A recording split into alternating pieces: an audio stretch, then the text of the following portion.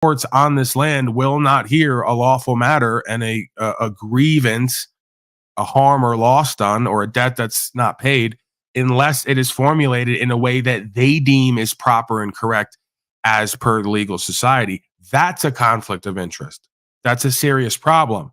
If men and women on this land can't fill out 3 lines of paperwork saying, on this date, this guy did this to me and caused me harm to the tune of, here's the video, that's the guy there. If we can't do that as men and women on this land, we cease to have an actual court system. We got something else going on, right? Because now we can't air our claims and redress grievance without being part of legal society or knowing legal process or having to hire someone from that capacity. That's not equity, right? That's not proper process and procedure. An escaped slave could write in crayon on a napkin, hey, I was kept as property, and them guys right over there, they's the ones who did it. You can't turn around and tell that person he has to know legal process and procedure and parliamentary UK style process in order to air a grievance on American land in American court. This is a serious issue, ladies and gentlemen. I know most folks are not going to care. They're not even going to know what the fuck I'm talking about. Yeah, the courts are of and by for the people to redress grievance with each other or with their supposed governance that they give power to and can take it away at any time through consent of the governed. Each individual man and woman, as per Cornell University, will describe it to you, because a lot of you institutionalized slaves won't listen to me and you won't go to the damn etymology. So I may have to even pull it up here, because they'll say it's not happening. And if they can't find it, they'll say Cornell never said that. No, they did. Cornell University explicitly states the concept of consent to the governed means each and every individual has to consent to that governance. It's not about democratic power differential. 60% of the country can't vote the rest of the 40% into slavery and call it democracy. That's not how this works. Okay, so we got a serious problem when folks think code, policy, and statute is law, and they think that you got to hire some legal clown in order to redress grievance with your fellow man and woman or your supposed servants. If we can't walk in there and put on a damn napkin or whatever the piece of paper is, 3 lines that says they harmed us, we need compensation and we need correction here, because this is the fall of a nation. We got a serious problem, and that's where we're at. I know myself, because I've attempted to file at federal court and they throw it out immediately. They say this is not proper process and procedure as deemed by the legal society. This is not proper civil procedure, right? So now I have to explain to them at a federal court, the court clerk and the rest of them, which I did, you don't have a right to act as my legal counsel, and you don't have the right to give me legal advice on how to file a claim and redress grievance. You don't get to tell me that I have to formulate it the way you and your fraternal order decides I have to in order for you to hear the matter. Furthermore, you're derelict in your duty and you actually just committed a crime technically under U.S. code. You can't deny a man from having a matter heard if loss, injury, or harm took place and it's an overthrow of the law of the land. Doesn't matter how it's formulated. Once an official is made aware of a wrongdoing and a harm that took place, it is their duty and obligation to hear that matter. The way that it's formulated is of no concern of yours. The bigger concern and the spiritual concern is we got loss, injury, harm, slavery, and genocide by code going on this motherfucking land. Do you get it?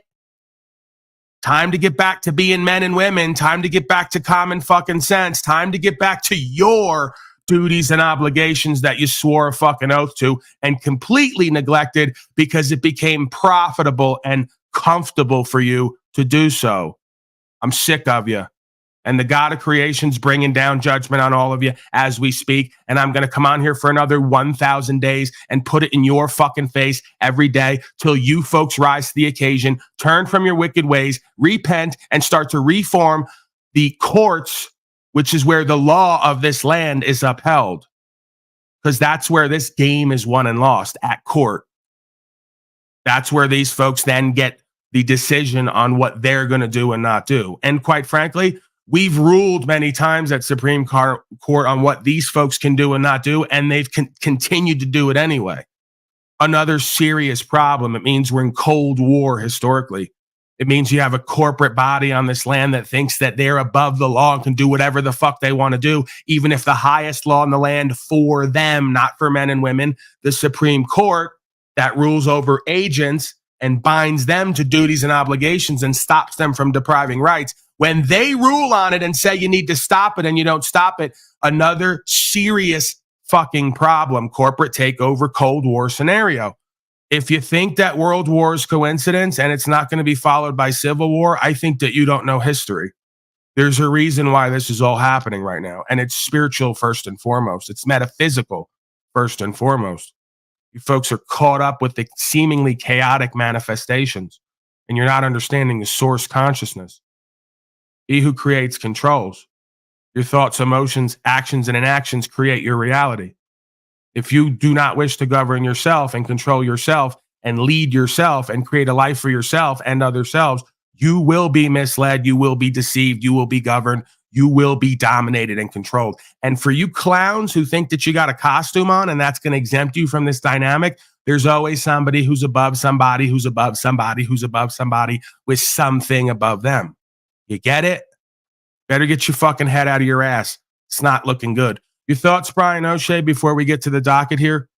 We got the usual crap day in and day out going on, right? And this is a broadcast. So when I do a broadcast, I almost have to get extremely focused and animated and passionate.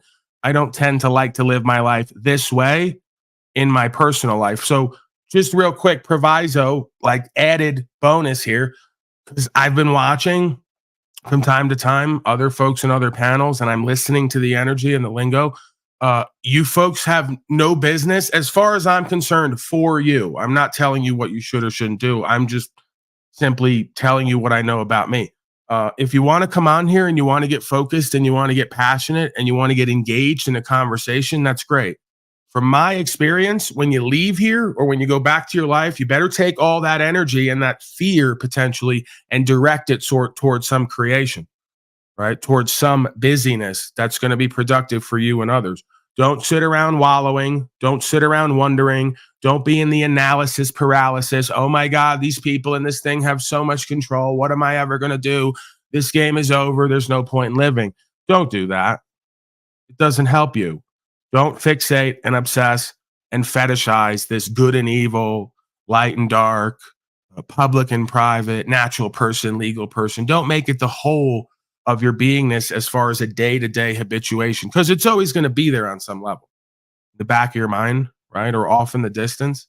Like, we're aware now. The awareness is there. That's okay, right? Don't allow it to eat you alive and put you into a paralyzed fear state and neglect yourself and your beingness and your purpose and your meaning and your family and whoever is resonating with you and bonding with you and communing with you as part of this creational experience, right? Because it can get burdening at times. It can get testing and challenging, right? We have a habit of experiencing fear. You know, when we're tested, when we're challenged, when there's an impediment.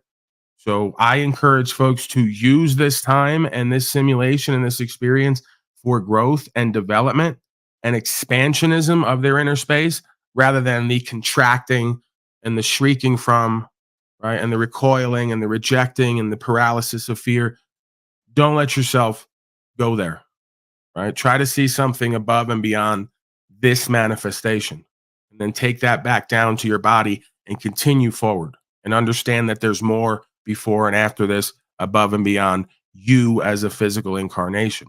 That's just my experience. That's how I try to carry myself. Don't necessarily conclude that the way that I show up here and how I present here is indicative at all times of how I conduct myself away from here. Your thoughts on any of that, Bryan O'Shea, before we get to the docket? Your own thoughts maybe you've heard from others?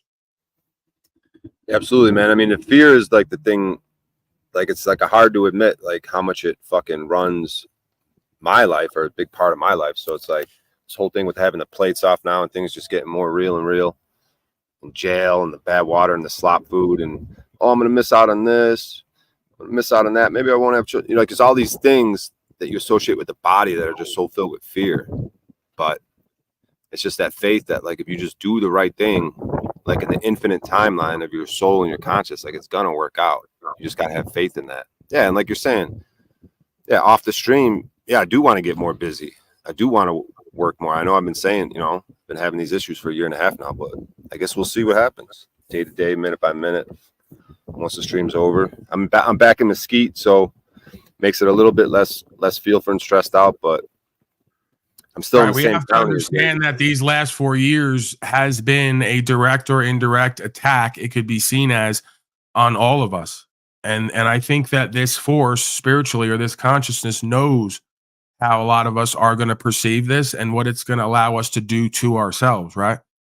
So it's very subtle and nuanced in the sense of this can be seen as an attack, but I believe that it should be seen as a test and challenge to avoid going into a state of victimhood or to go into a state of fear and division and feel like you're disconnected from humanity and other selves, right? Because this has taken a toll on a lot of us. It's been serious historical event, right? There's no way around it. Even the folks who've gone along with it and buy into it and believe on everything they're told, it's impacted them, right? So there's no way of denying this. We'd be foolish to ignore that this last 4 years has not been an experience that has caused us to feel divided and attacked, alienated, and separated, right? Now we have to transition, and we always have to, I believe, had to transition to a place of this is what this world is. It's about tests and challenges. Without the darkness, without the tests and challenges, I would not be able to grow into my faith, into my confidence, into my power, into this objective truth. We needed this. That's the scary, uncomfortable reckoning and reconciling of what we've just experienced. This is either going to make us who and what we are based on how we live and what we choose, or it's going to break us and show us who we could have been and who we actually are. Right. And that's okay. Either way, we still move forward. There's always learning, growth, development, even if it's on a metaphysical or epigenetic level. Right. It's nothing but gathering experience and information, responding to that gathering of information and that firsthand experience, and then surrendering the rest. Right. Don't let yourself get caught up by these tests and challenges, perceiving them as attacks and then warring within yourself. Right. Causing your own dis-ease. That's how they get us. You know, that's how they get us to destroy our body politic. Like I tried to explain to the guy last night with Snafu Snaps. Don't show me your special ops. Don't tell me about the bullet wounds. Don't show me the fucking Hell's Angel patches. I'm not interested in it. If you want to be big and tough and you want to present strength, don't present false strength. Present true strength. Take your fucking colors and your uniforms off. Why don't you ride cross country with me on this land without any of the paperwork? Why don't you show us you stand for what's true and what's right in the law of this land? Don't give me the big, bad bravado bullshit when you folks, the majority, you follow statute, policy, and code every day and then want to call yourself outlaws or in-laws when it comes to God. Because I can't see it any other way. I can't see it either way. Right? So, yeah, man, you know, we're not at war. The war within self comes from the schism between doing what we know in our heart is true and what's right and doing what we believe we have to in order to survive or fit in or not be victimized in this world. That's the dual aspect of the personality disorder, I guess you could say. Go ahead, Mr. O'Shea. You want to curse some of these fucking slaves out? Have they been hating on you lately? Because you're a fucking star now? Because you're attempting to do what's true and what's right with your limited knowledge, as if any of us could know it all? Oh yeah, absolutely. Snafu Snaps just immediately just can't just do anything without hate involved. Try to go on his panel, 7 people last night. Try to show him a little love, and he just cannot. But yeah, I mean they're all down there. I haven't noticed anything specific, but you know it's just this war with myself. But I'll point them out. I'll point them out as the stream goes. I'll find them down there. But I just want to bring up this point that it's like everything's the inside job. I'm starting to realize, like it's like on this alchemical process of life. Like even in the alchemical process, they try to they it's like masking. Okay, we're going to take these plants and we're going to distill them and break them down into the body, soul, and spirit. And or what is it? This body, soul, whatever the fuck it is. 3 things. And but it's really it's like it's like just like the parables and stuff like that. It's secretly doing it because it's an inside journey, because they couldn't say, because the church back then wouldn't allow them to say about the inside journey and getting the real power. Because what you realize with that philosopher's stone that you could supposedly make to turn base metals to gold, to have infinite power, to access to infinite power, that's in us. We all have access to that infinite power, that through that faith, that it's there. Through these actions that I'm doing, taking the plates off, facing these fears, facing courage. Like, it's nothing in this world has to do with the body. Even everything physical we do, is we have to put a metaphysical to it. Right. They think that it's about you winning or losing, in quotes, at court. They don't understand the point of this journey and this walk is it's a journey, not a destination. It's not about win or lose. If it is, you have to lose before you can win. So, like you just said, it's all an inside job. I didn't start doing this because I had all the answers and was going to show everybody how I was going to beat him at court every time. I did this in order to join the path of individualization, actualization, realization, following my instincts, my intuitions, standing on my convictions and my understanding that I've gathered through firsthand experience and the etymology of the words and terms. I don't believe there's any other way to manhood, so to speak, or womanhood. That's a coming of age story. That's what we lack in this culture, in this society. It's a coming of age story where we actually realize and actualize who and what we are as an individual, which ironically is oneself. You see the paradox? It's like when the Buddhists or the Taoists say the journey to self reveals there is no self. And you go, what the fuck does that mean? It means on this path to actualization and realization and individuation, you've come to learn through firsthand experience there's no such thing. So then you basically have a choice.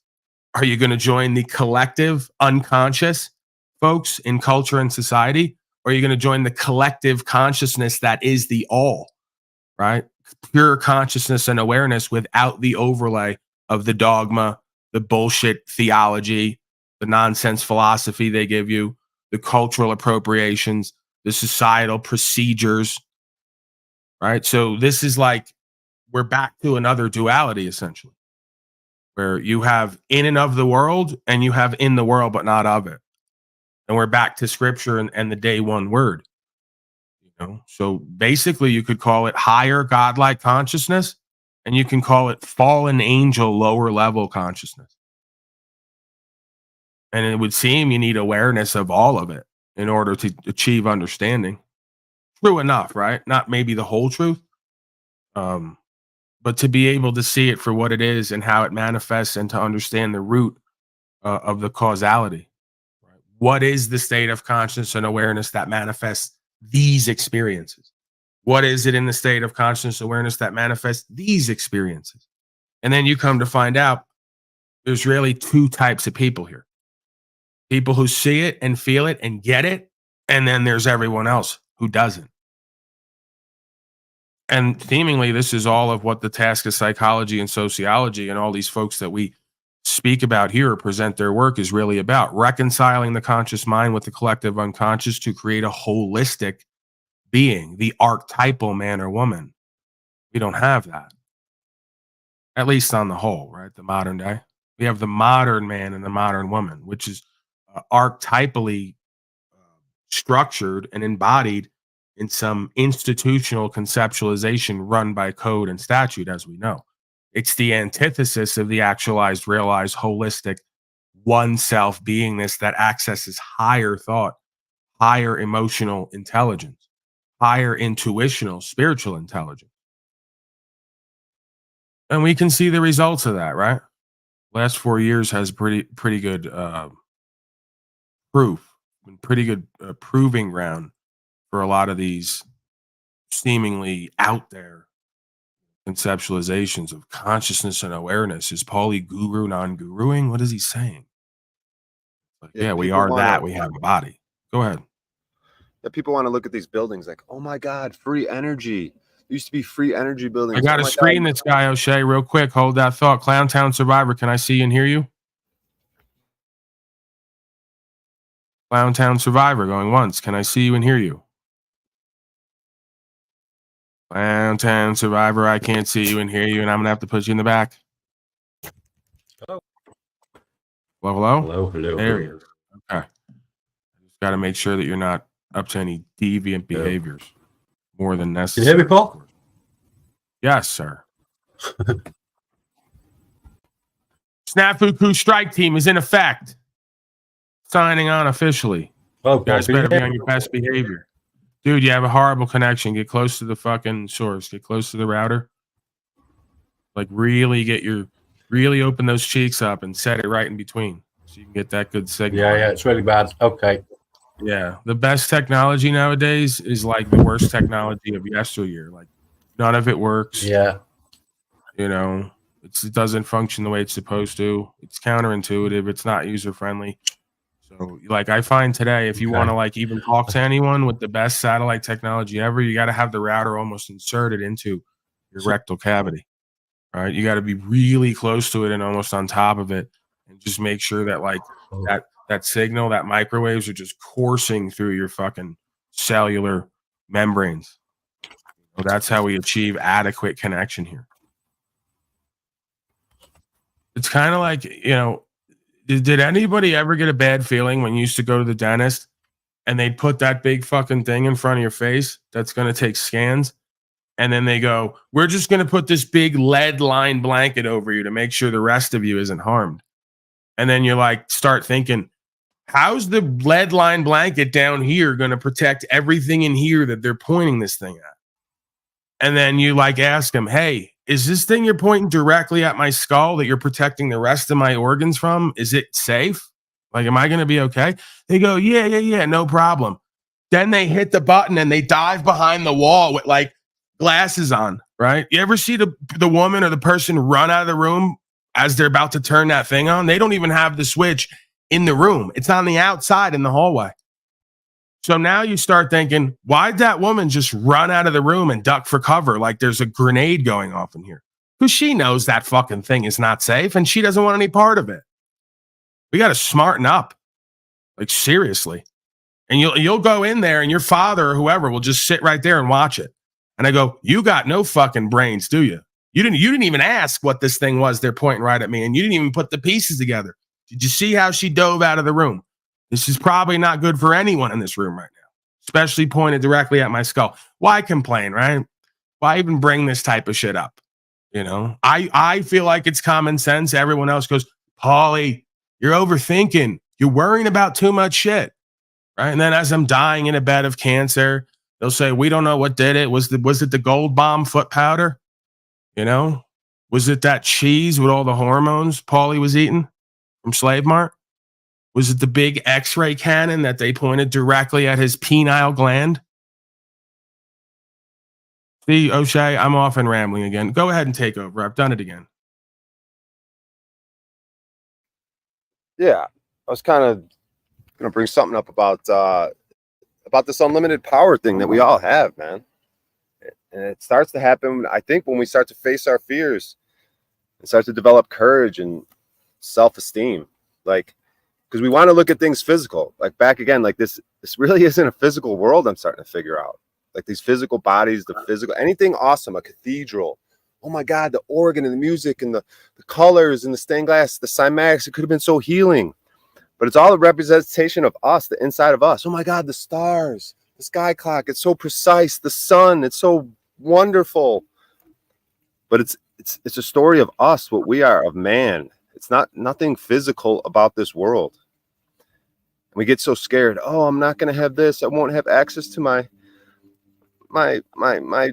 whatever the fuck. My weed, my TV, my YouTube, my girlfriend. I'm gonna miss out if I stand up, if I do something, if I take the plates off, if I go to jail. It's like we're completely missing what we are, the power. Oh my God, free energy. Wouldn't that be awesome? Dude, we are the free energy machine. Anything we see that's awesome is either us or inside of us. It's like there's nothing that's not, we are the awesome thing. These computers aren't fucking awesome. These phones aren't awesome. Well, yeah, I mean, we are the conversion point, you could argue. We're constantly taking light energy and various forms of energy and frequency and converting that into an experience, right? An understanding, an act, a performance, an expression. So Yeah, we are the conduit. We are the supposed free energy machine. I guess you could say generator of experience through that understanding. So that I guess that's what separates us from the animals. You could argue one of the things. That build a temple. Oh my God, a cathedral. Did you see this fucking architecture? The body, the temple of the body, the human body. Nothing is better than a fucking human body. The eyeball itself is one of the greatest fucking things ever, dude. Let alone the entire body, the process of it. We are the greatest thing ever, dude. One of your things was talking about it. Dude, you're super tweaking. But I know what you're saying, because like I'll smoke this good reefer and I will sit back and I will just look at something, and then that's when they give you the rap. Oh, you're chonged out, right? You're Cheech and chonged out. No, that's the wonder that is part of this experience, right? Like folks just take so much for granted in their apathy and their day-to-day habituation. Like you look at an eye up close and it's like another holographic replication of the universe, of a planet, right? Of a portal. You know, we have no idea, the average person at least, presuming any expert does, we have no idea how that works. I mean, the majority of our experience, we really don't have any idea how any of it works or how it's even possible. Snafu Snaps is here. Yeah, How Bryan's are you, awesome. I hear Bryan's awesome. Well, yeah, he's fucking, you're super aggressive and you're tweaking, but Bryan O'Shea is. He's a star lately. He's The got video is just for Bryan in your backstage. Talking over me already. He's so awesome. He is awesome. Why are you? What's up with that? Like, are you? No, I'm pushing him up. That's why I put the video in the backstage. Are you really, Crew Strike Force Special Victims Unit. Who the fuck is this? The Strike Force is taking positions, filling positions. We're growing. Yeah, I mean, you helped me get another conversation with Bryan, and I helped you grow your Strike Force. So, I think that we have a mutually beneficial relationship. Yeah, this time we do. It's awesome. Let's see here. It's awesome. Man, I wanted to find Snafu Snaps' official Pogo Strike Team video. Well, we haven't even done our first one. Jack was kind of upset when I told him he's on the list. Okay, I'll just go to this, whatever you're showing me.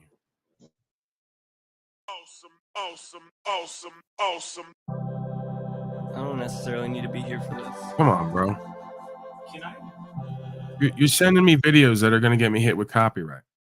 No, that's for Bryan's personal. You don't have to play it. He's an awesome guy. Okay.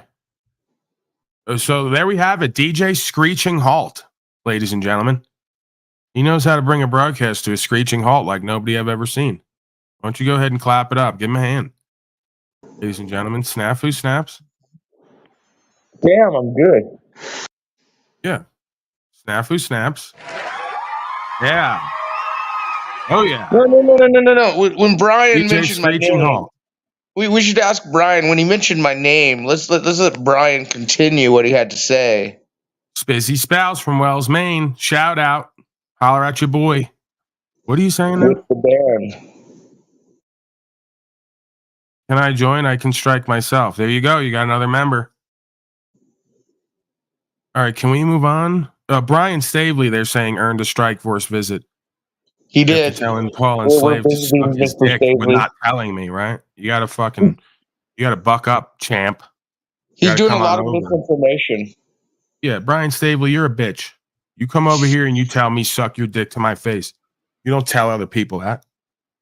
Fucking punk coward. And that's all I'm going to say about it. These people love when I talk about them. They get like a rush. Daddy talked about me. They don't like calling me daddy in public. But that's what they say to themselves secretly. Daddy talked about me. Got my blood flowing.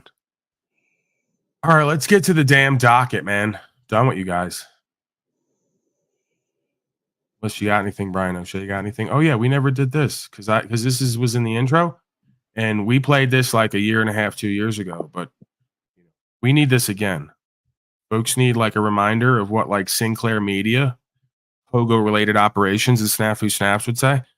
It's just the digital experience. Didn't start online, started with your media. You can argue that started thousands of years ago. Specifically, what I'm talking about here is the Sinclair Media television division.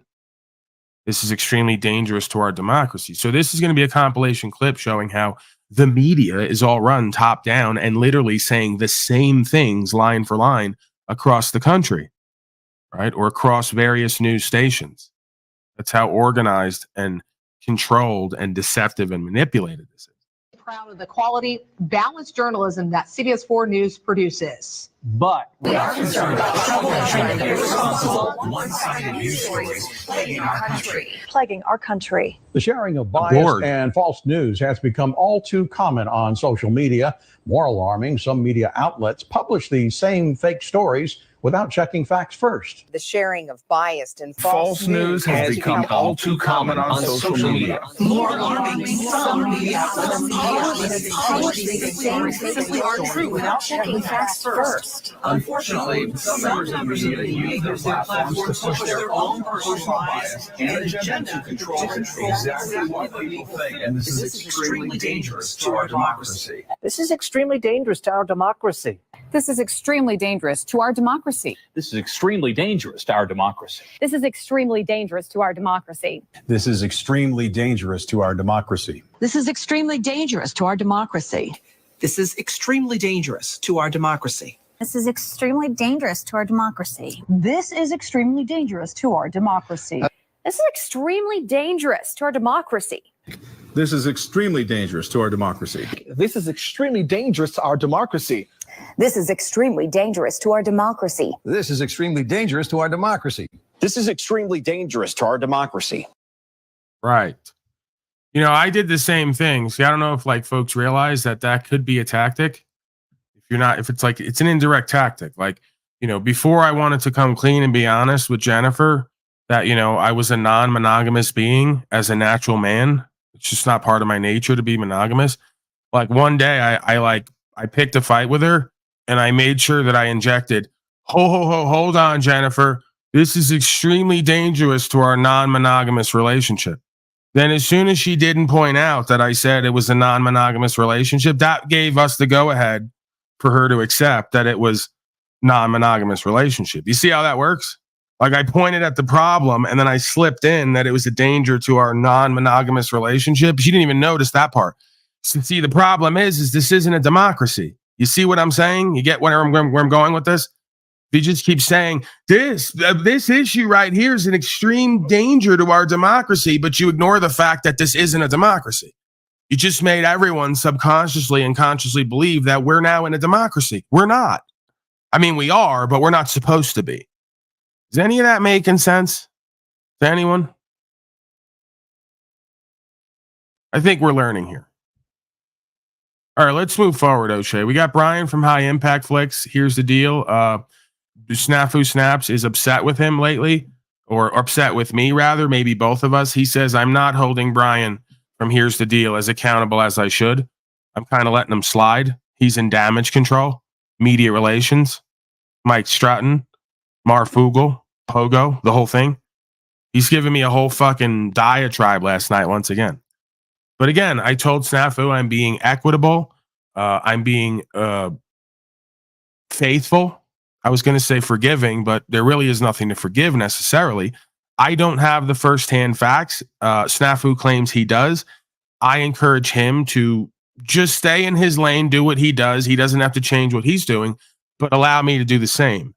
Allow me to have conversations with these folks. Allow me to call them out at times and kind of jump out the window and go off. And allow us also to kind of refocus and recenter and recollect, right, and move forward. So I have to take Bryan and others at their word.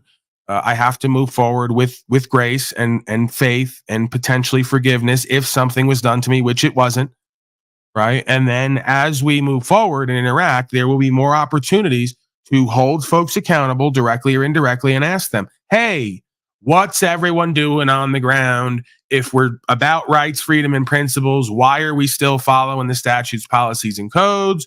Why are we paying the slave tax? And why are we voting for masters and conflating public and private, legal and lawful, and all the rest of it? that's what we do here. We don't like that position oftentimes, but that's the position we occupy, right? So Snafu doesn't have to worry.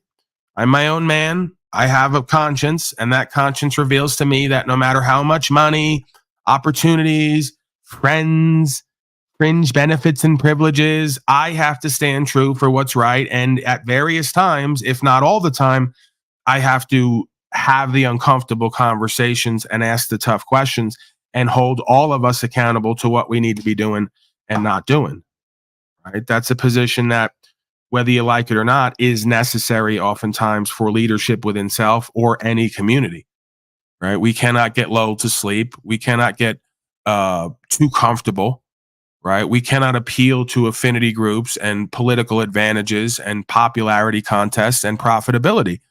There has to be some static, objective standard and set of conditions when it comes to the principles and values. We shoot for that, not necessarily to like or be liked or get along with each other. If we can do that as well, great. We got something going there. But as far as I'm concerned, one takes precedence over the other. What's true and what's right is what's true and what's right. Us liking each other and getting along is after the fact. We don't even have to like each other and get along for us to be bonded and be loyal to some process and procedure ideology outside of our individuated wants and needs, if that makes sense. So with that said, I gave the proviso. I think I created some level of understanding and platform for co-creation and to be able to move forward and reconcile individually and collectively, because it's a constant practice. It's a constant process. I don't think it's ever over till we're dead. Maybe not even after that. I pulled you over because I was curious. What are you up to today? What'd you pull me over for? I was just curious. I saw you behind me. I couldn't You tell what turned you your had. emergency lights on and pulled me over because you were curious? Here's another illegal stop and ID refusal in Appleton, Wisconsin. How you doing, sir? Hey, how you doing? Forgot we have in police department. Yeah. What are you up to today? What'd you pull me over for? I was just curious. I saw you behind me. I couldn't You tell what turned you your had. emergency lights on and pulled me over because you were curious? Yeah, Is that suspicious legal? activity. What statute is that? It's suspicious activity, sir. What's Do you your have a badge? driver's license on you? What'd you pull me over? I was curious to see if you were engaged in suspicious activity, so I thought I'd take my liberty as a sob sit, only a sob sit. If they truly existed, this is what they would look like out in the wild. Only they would think that, and only they would enact such a law. They don't even have a policy. They don't even have a code. They don't even have a regulation.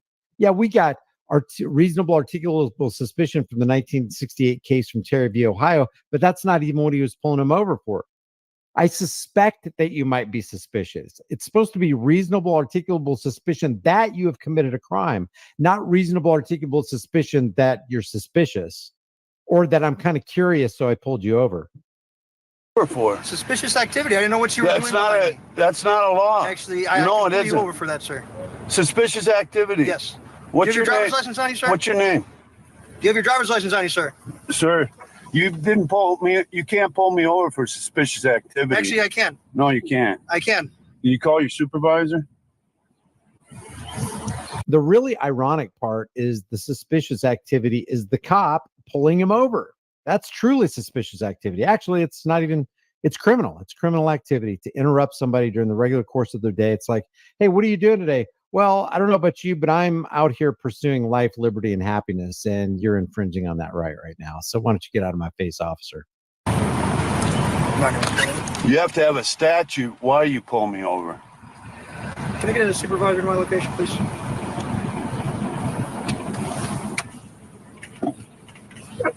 What was the suspicious activity?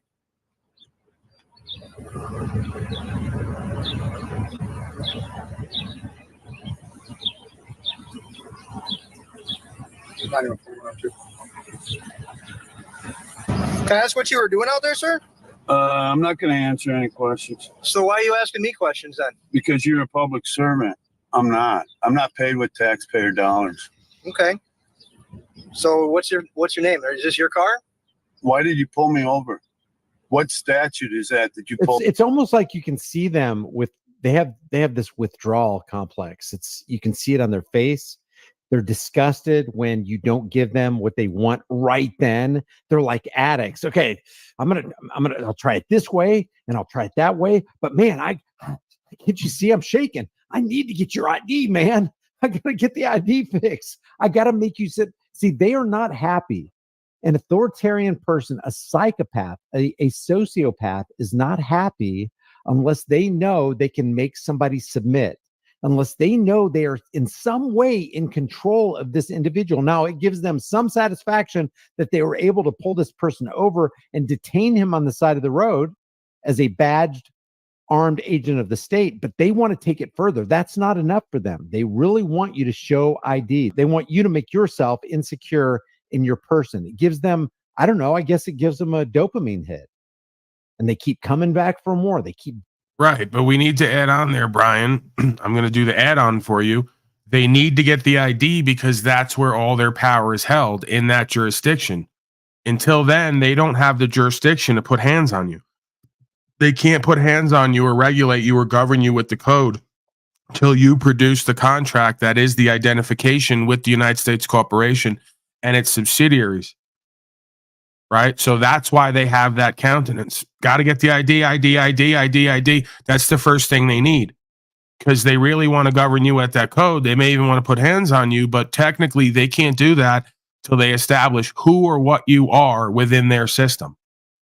Obviously, somebody outside of that legal society, somebody born on a land that is not native to the United States Corporation, which is a foreign corporation incorporated in D.C. on Maryland, has nothing to do with America, right? So somebody outside of that, they can't put hands on, they can't govern with that code. It doesn't apply to them.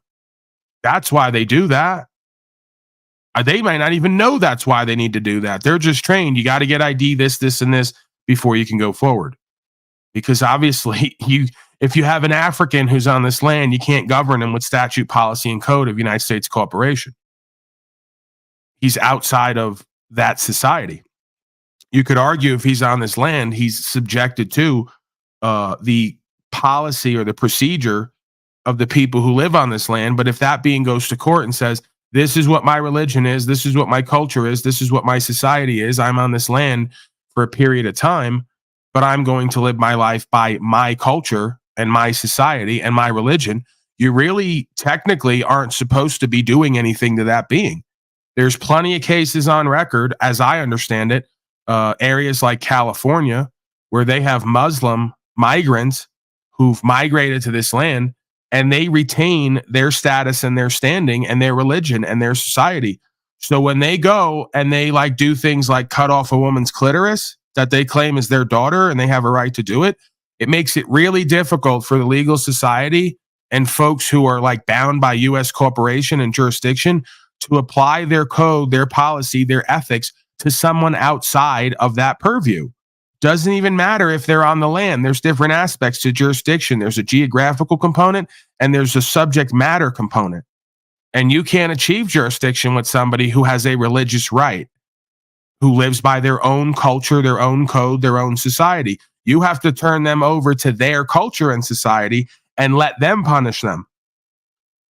You can't punish somebody outside of that legal society who does not know that code and has not been brought up in that society, indoctrinated. Technically, you're not supposed to do that. It's whether we agree with their behavior or not, it's really just about equity. We don't want folks outside of our society holding us to their codes and ethics, so we can't do it to them. Because they'll then turn around and make a claim, hey, if we get one of your white boys on our land and they're doing infidel behavior and they're using policy and code and central banking money to try to enslave us by calling us terrorists, we're going to cut his fucking head off because our religious text says he's an infidel. He's in and of the world. He's trying to enslave us with false wars. We don't have any duty and obligation to treat him as an honorable being. We will cut his fucking hands and feet and head off, and we will leave him there. And guess what? United States Corporation is going to say, we don't really approve of that. So generally, right, this is what the idea of equity is, even at war. There's a generalized understanding that you're going to treat us the way you'd want to be treated based on some objective idea. We have our own God. We have our own understanding. We have our own ethics and ways. It may be completely antithetical and repugnant to many other cultures and societies on this planet or even on this land. That doesn't give you the right to cause loss, injury, and harm to us because you don't agree with how we choose to live our life under God. We don't agree with you either. So now we have a stalemate, right? This is how a lot of the court interactions work. If you showed up and presented that you were part of your own society with your own connection to God, your own religious rights, your own proper practice and procedure that is common for you and every other member of that society, the legal society and United States Corporation could not tell you what to do. It's why there are Native Americans all across this country who can smoke peyote, they can fuck each other in the ass and do whatever they want on their reservation land. And U.S. corporation and local municipalities can't come in there and they can't tell them what to do. This is why when they go to court for certain drugs and certain behaviors, they're going to get dismissed and let out of there because they know what I know. You can't hold a Native American born on this land to the policies and codes of United States Corporation and its subsidiaries. It's absurd on the face of it. And you can't claim that it's ignorance of the law because it's not law. It's legal policy. Those Native Americans have the law within them. They know not to lie, cheat, steal, and cause harm, just like every other human being to some varying degree or another. I mean, I guess that can be argued like anything else. There's always exceptions to the rule, right? But generally, that's what conscience reports. It would seem to me. You know, absent perceived threat. Go ahead, sir. Yeah, it's such a powerful point. The not IDing, you know, to enter their jurisdiction. Like, I don't know, it's just kind of clicking for me. It's like, why would I ever, like I was saying on Snap's thing last night, like I hope to never in my life again ever ID again, like ever put plates on again, like understand where the power is, like, right? Like, it's, you know, back to the thing, because we're afraid, oh, if I don't ID, like the power isn't like in the body, right? It's all the metaphysical shit. Like, I'm just going to keep hammering and reiterating these points. We got to understand where the power is, right? And it's not, it doesn't matter. Like, it don't, like you were saying, the best of us go to jail all the time in the history of things. Always political prisoners, always someone, the Christed story. They're always getting fucked up in prison, hurt, killed, maimed. But that, you know, that's not, bro, all throughout history, folks are invaded by other deviants, and all the great people are locked up either way, even if it's not by their own land and their own policy and code. There's always outside invaders who want to do expansionism and take who and what you are and what you have. And in times like that, guess who's put in the prison cells? All the holy monks, all the Rastafari, all the spiritual warriors. They're the first ones to get attacked or put in prison cells because everyone knows immediately on the face of it, these are the greatest people on this land. The people doing their own practices, their own procedures, the ones who are self-sufficient, who have their own relationship with God, who are not going to comply and cooperate with Babylon, right? They're always the ones first attacked. Doesn't matter what the conflict is. They're fighting some group, and oh, by the way, go and get them and bring them in. Because they know they're the biggest fucking threat, even though they're not harming anyone. That's precisely why they're the biggest threat. Because they're loving and caring spiritual people who are unwavering in truth and willing to die for what they know is right. That's the biggest fucking threat on this planet. Is a loving, caring man who won't become like you, but won't submit to you. You can't do nothing with them. I don't know. I think it was a bunch of bullshit. I mean, I didn't ask you what you thought.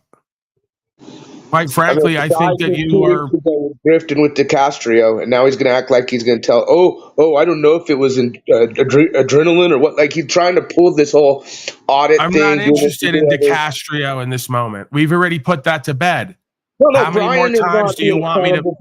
He's not even talked about it publicly. You have talked more for him than his bitch ass. Right. So then go over to Bryan's channel again and tell him what you think and feel. You're not going to use me to tell him what you think and feel because you had a conversation with him. I see what he's doing.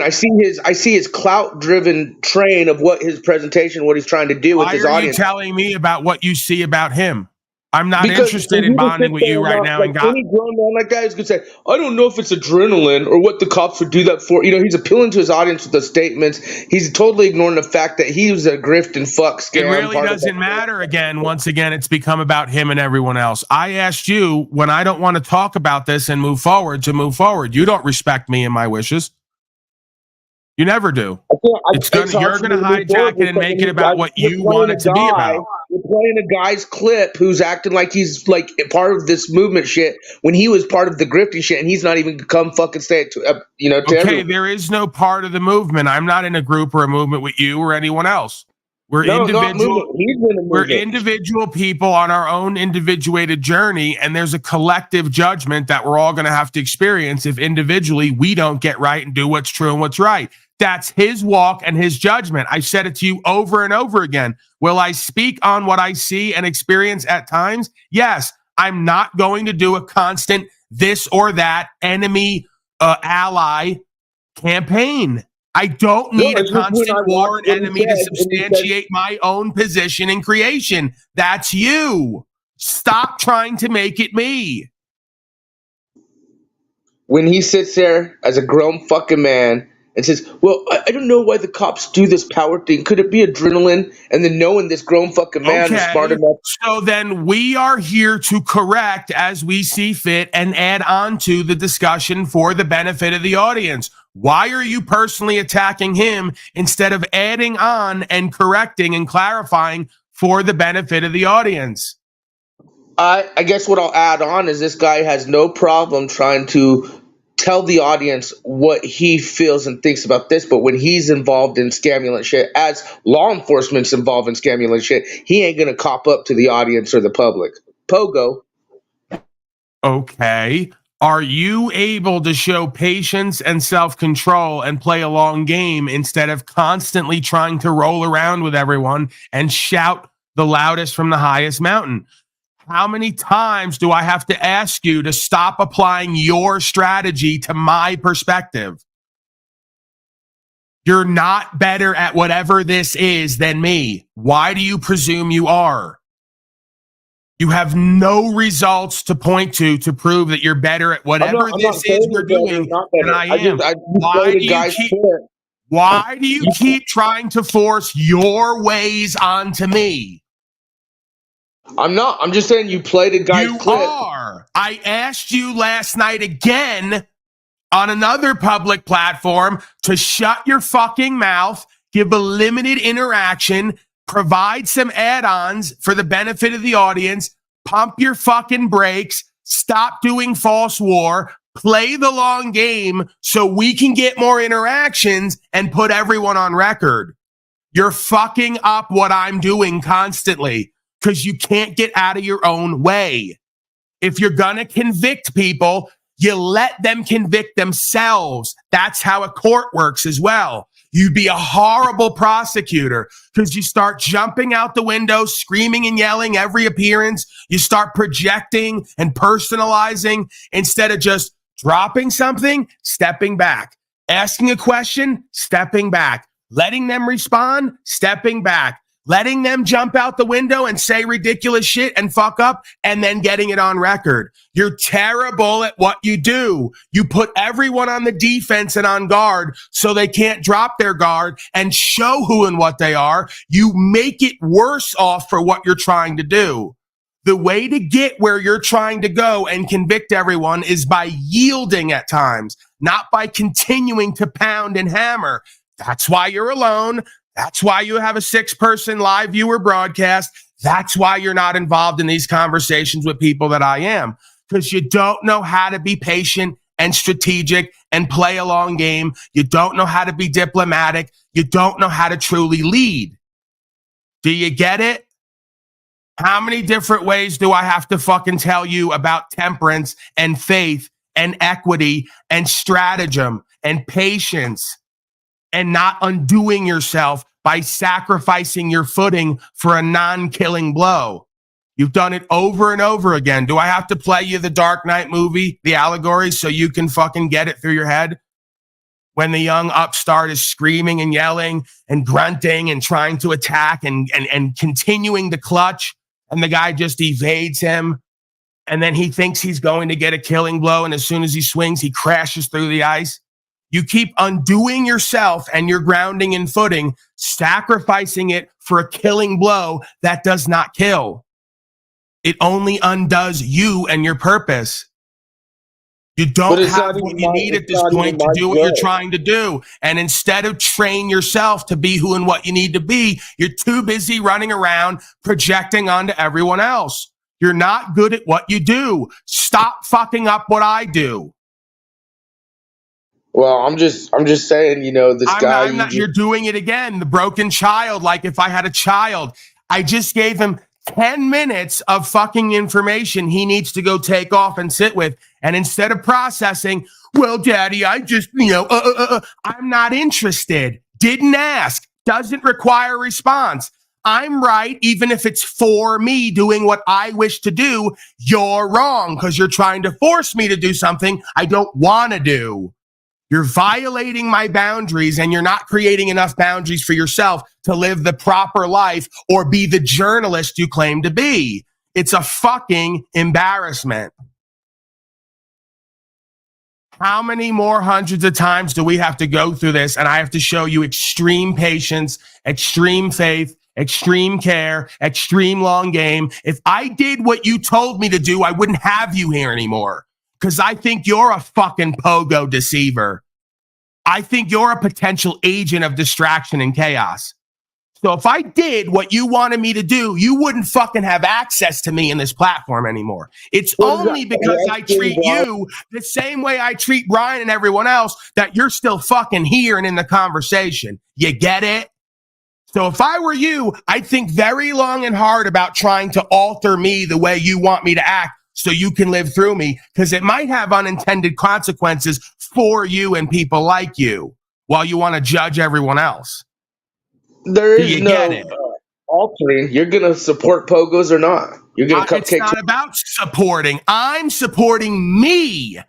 I'm my biggest ally. I'm my best friend. I'm the one I can trust more than anyone else in my experience to do what's true and what's right consistently. Not even my own father and uncles could I trust as much as myself to speak and do and live what's true and what's right consistently despite the consequences. You will not supplant that vision and that discernment for your own inferior discernment and application. How dare you, you arrogant warthog slave? Be gone with you. And I'm glad you ran from the back because you know I'm fucking right. The arrogance, the ignorance, the presumption, the assumption, the projection, the rejection. You got serious personality disorder and dysfunction, and you better stop making your fucking cause in life about condemning everyone else instead of leveling up and growing within yourself. You're a person who's in the hospital every few weeks because your body's attacking itself. Don't you get the fucking message yet? Guys act like that you're at some war with everyone else and something else. You're at war within yourself. And even people who love you and care about you can't work with you because you're so chaotic and dissolute and dysfunctional from within. Get a clue, man. You folks make it almost impossible for folks to love you and care you and work with you because you got so much dysfunction, personality disorder, and past trauma you haven't reconciled. And I could help you with it if you'd let me, but you're too fucking prideful and egotistical to actually seek help, especially from the likes of me. He's got it all figured out. You're okay, right?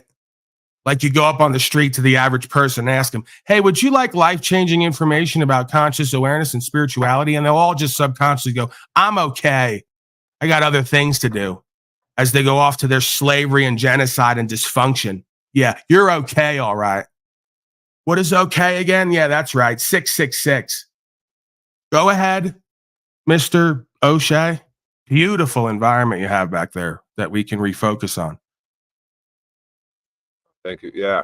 No, that was awesome. It was beautiful what just happened with Snafu. I mean, I don't know. Something's clicking in my head. Like I said, with this ID thing, the plate thing, and power, and the jurisdiction. I don't know why it takes so long for some of these things to settle in my head, but just like, yeah, it's all about power, right? Like we all want to be powerful. That's where the fear comes from. Oh, I don't have enough power. I'm not powerful. I'm not enough. But like you're saying, being your greatest ally, the inside journey, all these things, all this highfalutin talk we want to do. I don't know why, man. Yeah, well, that seems to be the par for the course, right? The reason why I come here and willfully loop, even while I'm doing it, I'm aware at times I'm doing it and it's a bit awkward. It sort of, causes a third party perspective to open up where I'm watching myself continue to do the loop, knowing on some level that that's the only way that this information does click with folks. It's like anything else. You got to do it every day. You got to live it and breathe it. You got to be constantly looking at it and working with it. You got to be applying it, getting the results. Then at some point, it all just starts to come together. You just start to see more. Starts to, as you say, click into place. Just like with their slavery system, they come on every day and repeat essentially the same shit over and over with their politicians, with the news, with the false religionists, till eventually the slavery clicks for everybody. And now they have a collective hallucination that they're living into that they can't explain, but they're quite sure it's real and it's there and they're living it. The same process in the reverse dynamic. We have to come on every day. We don't have to. The guy says you don't have to do this anymore. I know that. I choose to do this because I believe this is part of my purpose, my meaning, my value, my function here at this time is to be a balancing act for the powers that you could argue shouldn't be, but they should be because they're meant to be, because we've not retained our power and our understanding of self, presuming we ever truly had it as a collective. So that's all of what human history is, right? Is once we come to this revelation, this understanding, it's about doing fellowship and doing the repetition, and the practice makes perfection. And the more that we converse, the more we do conversion, the more the mapping of the reality starts to come into view. And the more it starts to become clear, oh my God, there's so many other connections here and gray areas and reading between the lines.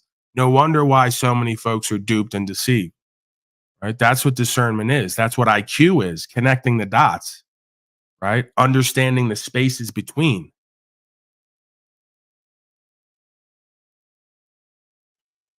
Yeah, I had something that I fucking just lost it. Yeah, man. Somebody just asked me before, this guy, saw it and I never got back to it. He asked me, I know that's one of the things that attracts folks to me is that they believe that I have a rather proficient way of speaking or orating.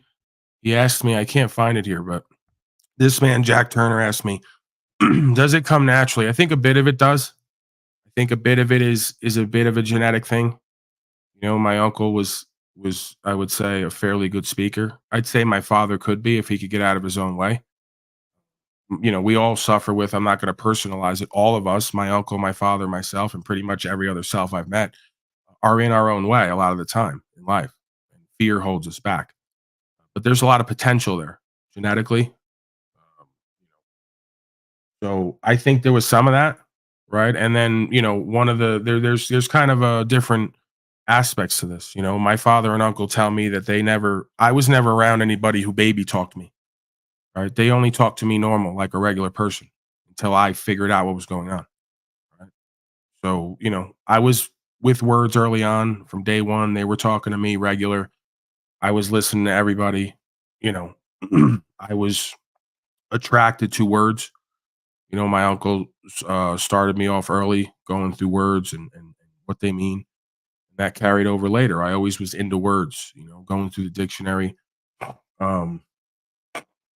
This broadcast is basically a takeoff of what was a good portion of my life at one point before I found more peace and purpose and value in myself. I spent a lot of time trying to be heard, in a house and in a system that seemingly was not interested in hearing what I had to say. Didn't think there was any meaning to it. So I spent a good portion of my upbringing talking to myself out loud because folks were not really interested in what I had to say or thinking it had any meaning. I was always kind of struggling to be heard, have control or power in any situation. Right. So there was many car rides where I would just be rambling, talking to myself out loud, trying to essentially, really, when you look at it, trying to incite whoever was in the car or in the conversation or in the immediate area into a conversation. or into a triggering event where we could reveal what it was that we were experiencing. Because I always had this feeling, I guess, it's a testament to the aspect of paranoia, I guess, that's part of who and what I am. I always thought when I was younger that the adults had some secret knowledge they were going to reveal to me at some point. Like that's where we were at. Like I go, yeah, any day now, once I come to like some age of understanding and reason and I can comprehend it, the adults around me are going to reveal something that they hadn't revealed before. And then this was all going to make sense. And that day never came. Right. So the more that time went on and that day never came, the more I became aware, holy shit, none of these people really know who and what they are and what's going on around them. They're just pretending to. They're just going along with it. Right. So then came the series of years of just whoever I was with, family, friends, whoever, just pretty much saying things out loud, talking out loud, doing diatribes and trying to incite or trigger whoever I was with to a conversation about who and what we are and what the fuck is going on around us. And oftentimes I was met with, why do you care? Why are you talking about this? Why don't you just go make more money and get pussy?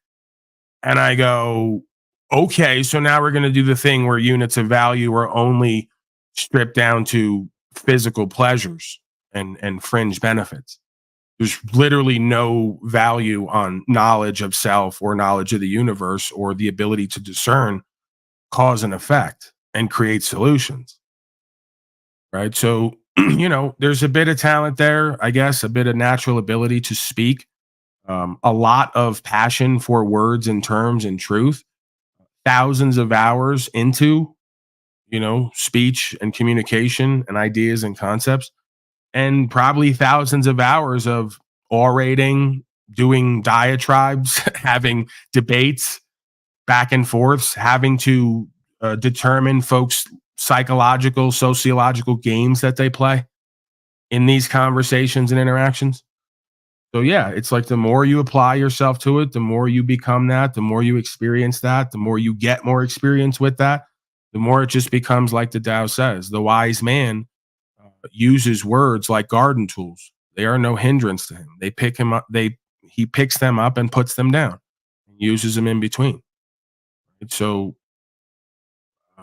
yeah, it's a process, right? Because if you'd have taken me 10 years ago when I was still struggling to find my understanding completely, my identity, my application, my results, all of it, I wouldn't have been able to come on here and speak and put anything together. It was only once I got to the point where I felt like a more whole being, where I had my understanding that was commensurate with an age-old understanding. Right. Once I could put the pieces together for me and I could take it to the world and confidently present it, knowing that I have true enough, not the whole truth, but true enough, because I've done it so often, I've gotten nothing back from anyone else. I've had hundreds and thousands of conversations with random people at times. Just I would go out and talk to strangers, kind of do bits at times, like I tell Bryan O'Shea to do. And then I would just talk to people, I'd be the guy walk into a store and just start turning up on everybody with pointing out the obvious that everyone's ignoring. I used to go in a gun store and I just start bringing up how everybody's enslaved. How you all back there want to follow statute, policy, and code. And they got no argument for me. They can never bring back any substantial, sensible argument for why they're doing what they're doing. They just go, that's the way it is. They're not even interested in understanding it. They just know it exists and they believe they have no other option, so they're going to follow it to their death. Right? So once you do enough of those non-versations and presentments, and you realize that 3/4, or if not more, of the public, friends, family, coworkers, and others have no substantial, sensible explanation for what they're doing in life, why they're where they are, or what's going on around them, you start to get a bit more faithful and confident about your understanding that seems to make sense. Especially when you're presented in front of competent, capable, intelligent people who are able to critically think and may have a myriad of experiences in various strata of society, right? Once you present this information in front of a professional who's been a street person, who's seen everything in between, who's risen to success, and also had to contract back down to a centered and balanced space of co-creation, tends to be we're on to something, right? When I go to the wise people and we can find some common ground and common understanding, and I go to the average public who's known from the beginning of time to be a bunch of fools with their head up their asses, why they're called the masses, right? The news watchers, the television watchers, the voters, the taxpayers, the good citizens. You start to get a little bit of an ego on you. But I mean, again, it's like, what's the difference between what they keep calling ego and pride versus a healthy level of confidence and faith in true enough? You know, Marco Aurelio, as the AI says, you know, I would gladly change my perspective if somebody could compel me to do so with logic and reason, ethics or morality. It hasn't been done yet. Maybe one day on this broadcast. Jay Turney. See who this person is. You got a Talcott banner. Jay Turney, can I see you? Can I hear you? Hello, hello.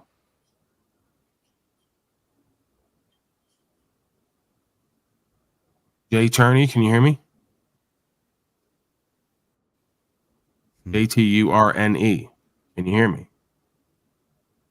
All right, I'm going to have to put him in the back. I can't hear him. I can't see him. Looks like the shot of a headline or a vehicle. Automobile, excuse me. Jurisdiction. Well, that probably is a vehicle. He's probably operating in commerce. Has all the proper contracts of good citizenry. How are you, OTW? What do you got, sir, if anything? Well, greetings. Hello, everyone. Just decided to pop on, enjoy the lesson, and I just wanted to be one of the students up here. No, there's no student of unslavery. There's students of life. We're all that. You know? I may do a majority of the talking here, but I don't fashion myself necessarily a teacher. I don't think anything can actually be taught, only shown, then accepted or Depends on remembered. what you're willing to learn, right? Yeah. I mean, the reality of it is, it goes back to the question the man just asked, that anything about me anybody would admire, for whatever that is, just comes out of a actually lived life. Some level of authenticity, good, bad, or indifferent, right? It's not always nice, kind, polite, pleasing. It's not always pretty. But when you live a real life and you pursue your passion, your understanding, your way and how it relates to the way and the truth, right? You're bound to get some wisdom and experience. The majority of folks are not living an authentic, organic life and lifestyle. They're trying to fit in and go along to get along to receive the benefits and privileges of a healthy, functioning society as they see it. They're not interested in pursuing something outside of that day-to-day process, right? So, yeah, I mean, you want to become a better human being, you want to become a better worker, a better speaker, a better anything, pursue an actualized, realized, authentic state of beingness outside of what everyone else wants, perceives, and expects of you. That's how you come to know yourself. Yeah. Go ahead. One of the reasons, you know, I could even say because of you, like the way that my mind works now, I actually came to a point where, you know, for the past 2 weeks, you know, I've been late with my broadcast, and today I didn't even do one. So I was doing a lot of work at my mom's, and we actually had that constructive conversation about everything. You know what I'm saying? Like the past and the shit and why she's like she is and why I'm like I am. And we kind of like broke each other down. It was actually something that never actually happened before. And now I guess I'm at a certain age where, well, I can't tolerate the nonsense that's coming from her, right? And I pointed it out, and then she actually comes to the realization that, yeah, you're right, and maybe we should talk about it. So I'm like, wow, okay, this is something else. And she's 67 years old, you know? And right. I always thought that she would never break, or she was a very hard, tough cookie, man. It's like, well, yeah, the closer folks get to death, the more able they are to be objective and reconcile in truth, rather than hold to their prideful, egotistical, deceptive version of self and reality and how things work. That's why death is so necessary, right? You could not complete within yourself in this incarnation if you did not have the threat of death. That's the only thing that humbles the ego and the pride to an objective space to consider what is true beyond what we want and don't want to be true. Right? So it all works perfectly as it's meant to. It's a shame that folks don't do the memento mori, right? The meditation of death daily, because they could confront all this and reconcile it fairly early in their life and live the rest of their life properly with some type of co-creative prosperity. Folks want to ignore and be in arrogance till they get close to a physical death in order to kill off their ego and really start to live again. By then, you could argue it's kind of late in the game. It's never too late till it's over, but kind of late in the game. Well, we don't have to do that living backward process, right? That's literally living backward, you could argue. That's why it's spelled evil, live backward, right? The death worshiper lives in this world their whole life, never actually living. Till they're ready to physically die, then they want to confront the living God and the truth of this creation. Not a good way to live.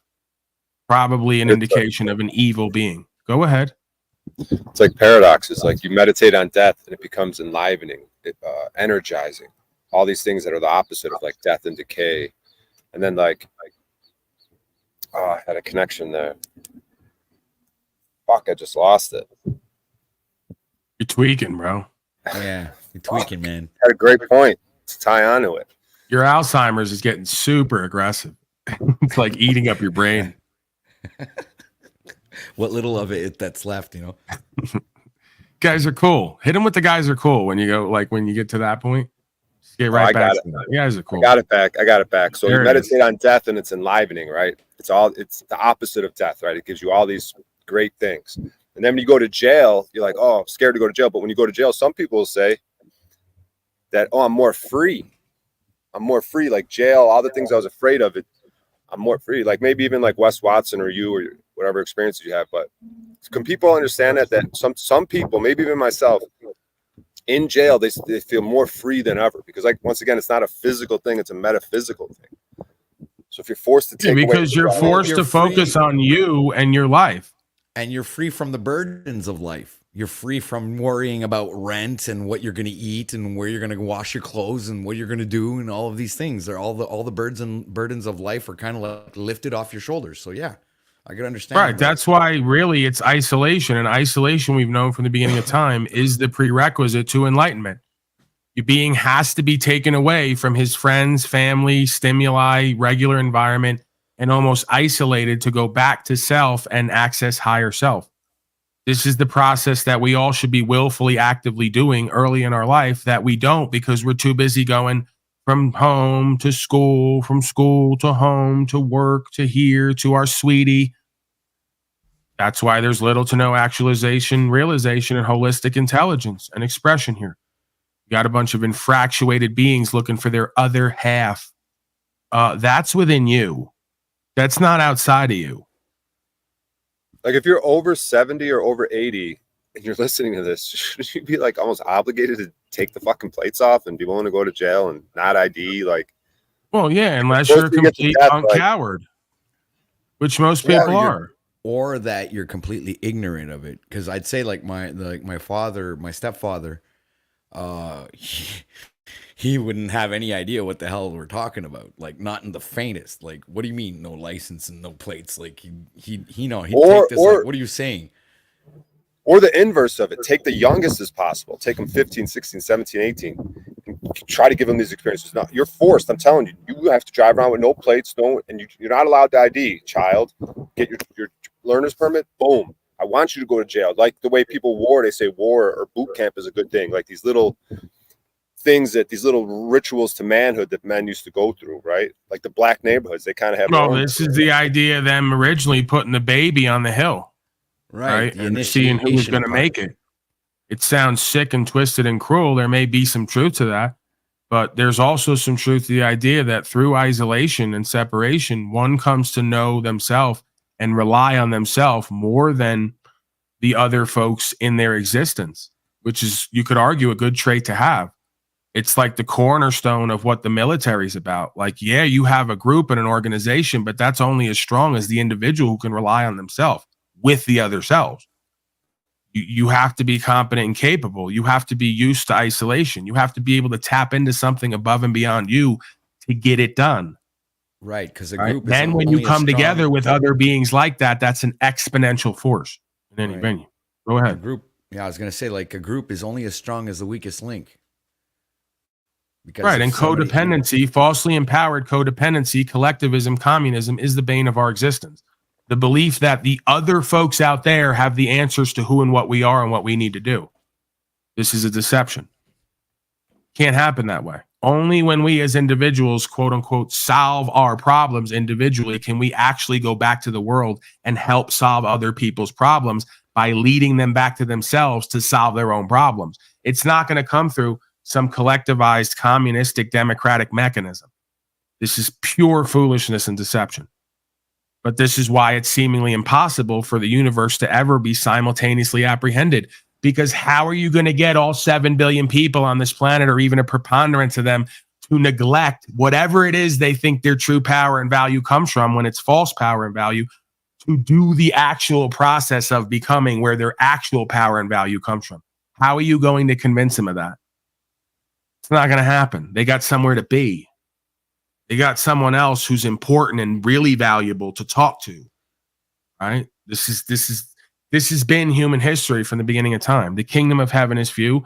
This teaching seemingly is for a passionate minority who is going to exemplify and be the change for themselves. You have to be selfish before you get selfless. Right? We see a whole bunch of folks who are inversely selfish because they're completely selfless. They live their whole life for other people, for other businesses, for other prospects, for other outcomes. They live their whole life for Donnie and Joey and Jeebus, right? So they think that's selfless. They think that's communal. They think that's virtuous. I think it's foolishness. You want to get really selfless? You got to be selfish first. You got to focus on you and create a version of you that you can then give away to the world that will change the world. There's no way to do that without being selfish before you become selfless. Because you'll miss all the good work and the good game and the understanding and the level up living for everybody else and what they believe you got to do and be. That's not how this change happens from my experience. No, not at all. Yeah, and I was just the automobiles, or whatever the correct term is, like, is so huge. It might be the biggest thing, the biggest part of this whole conspiracy theory, because the way it's not a conspiracy theory, it's conspiracy fact. There is a conspiracy going on to overthrow the law of the land using corporate policy and code and corporate takeover. It's been done on every Republican common law nation from the beginning of time. They've had subversion, co-opting and corrupting, using their corporate strata, their corporate stratagem. It's funny that the motor vehicle automobile, right? It's all there. Federal code says automobile is a private instrument that is used for non-commercial reasons. A motor vehicle is a commercial instrument, right? It's someone who is paid to drive or paid to be a passenger. That's what a driver and passenger means by definition. They're both commercial terms.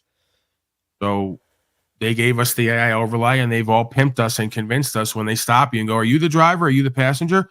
Go look it up. Those are commercial maritime terms, right? Yeah, that's why I'm going to go back and start looking at the history. Like, I just Googled the history of the driver's license, and guess what the first state is to issue a driver's license? Nevada. So I just want to see how it started, like what their reasons were when they started these things, like the automobile, the first regulations of it. Like, I'm going to start researching this stuff.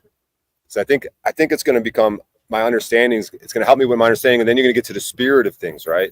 Because in these courtrooms, like, if I ever get dragged in there, I want to try to. That tells hold me, up, Bryan. hold up. When I get in the courtroom, I want to try to focus on the spirit of things. Okay, what is the spirit of this situation? Okay, you got all these things. Yeah, it's written down. But what are we doing? What is the spirit of what is written down? So.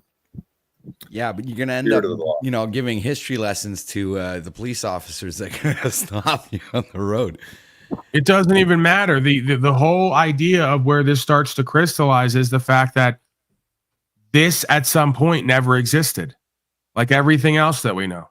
This isn't some, objective, monolithic, eternal conceptualization that's true.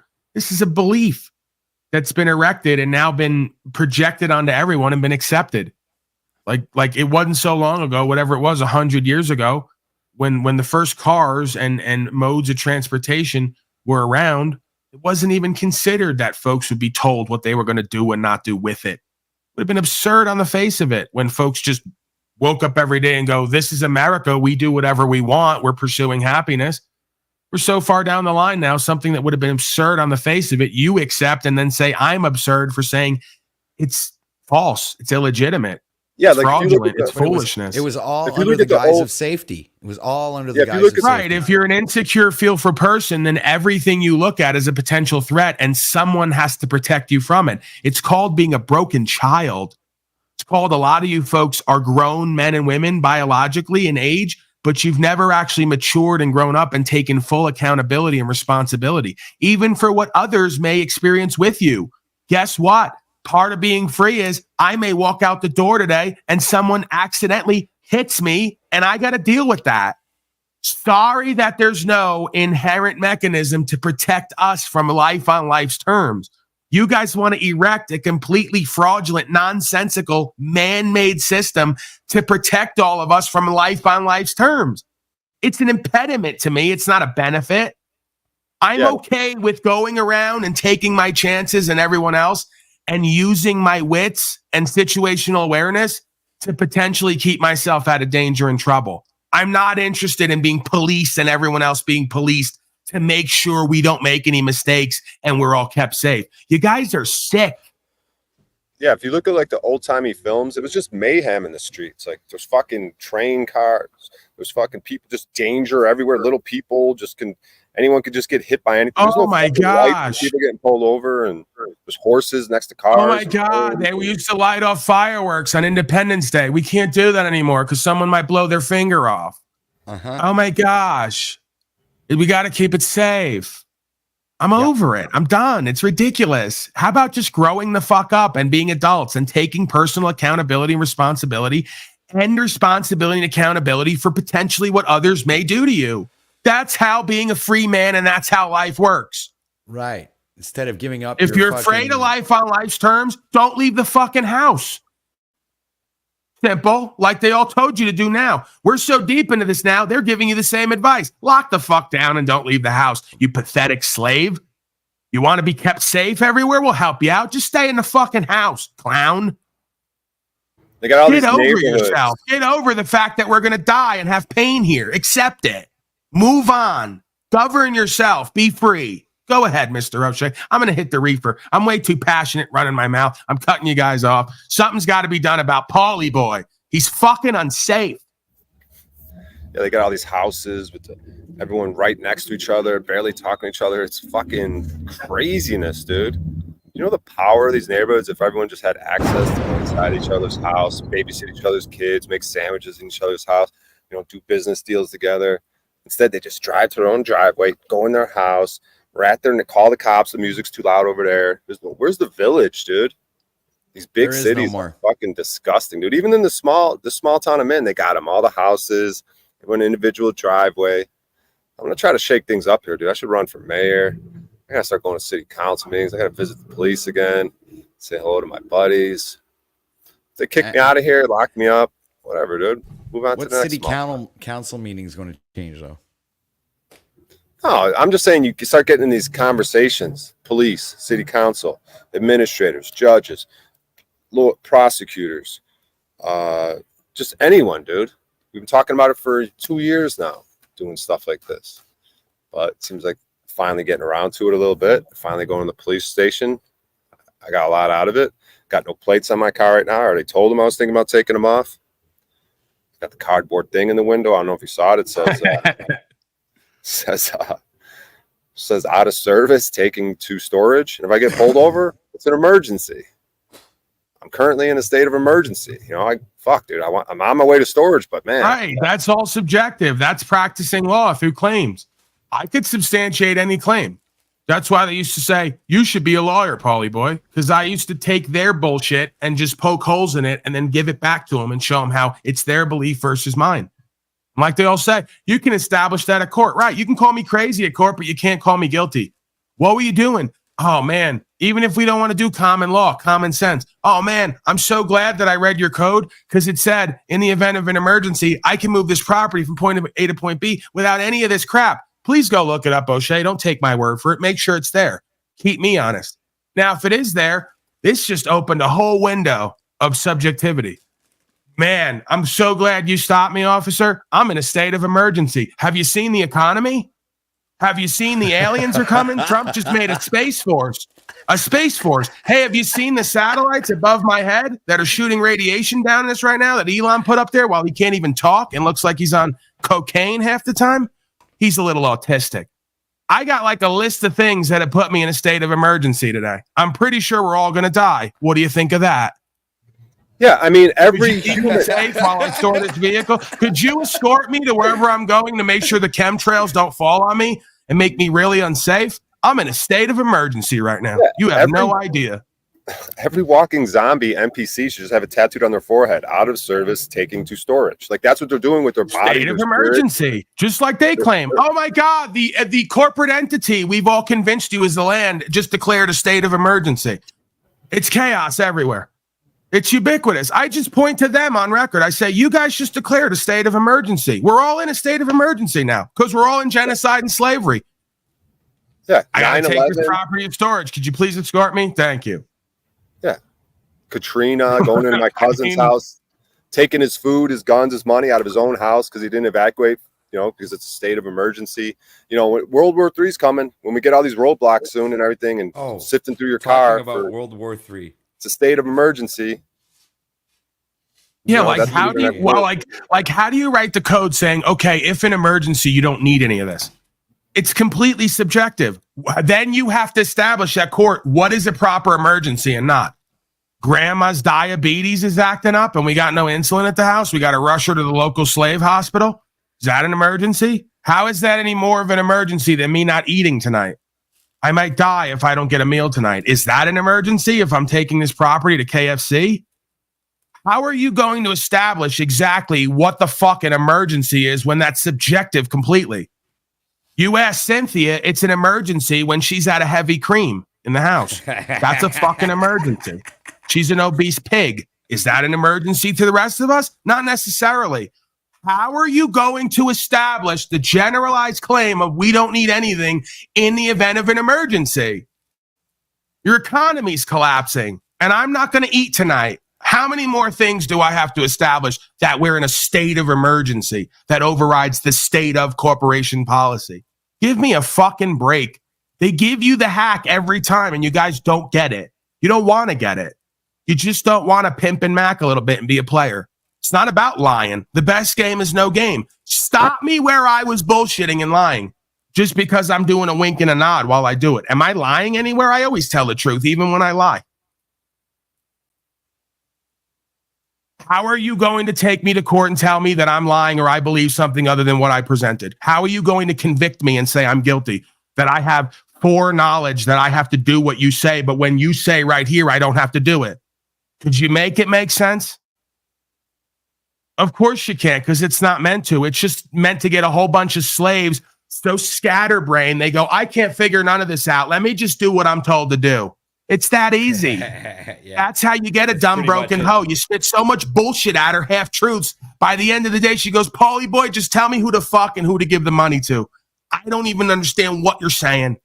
They got you all so pimped like broken hoes. You don't even know what they're saying and how it applies. And you just go along because it's too difficult to question the fake pimps and get a damn answer on record.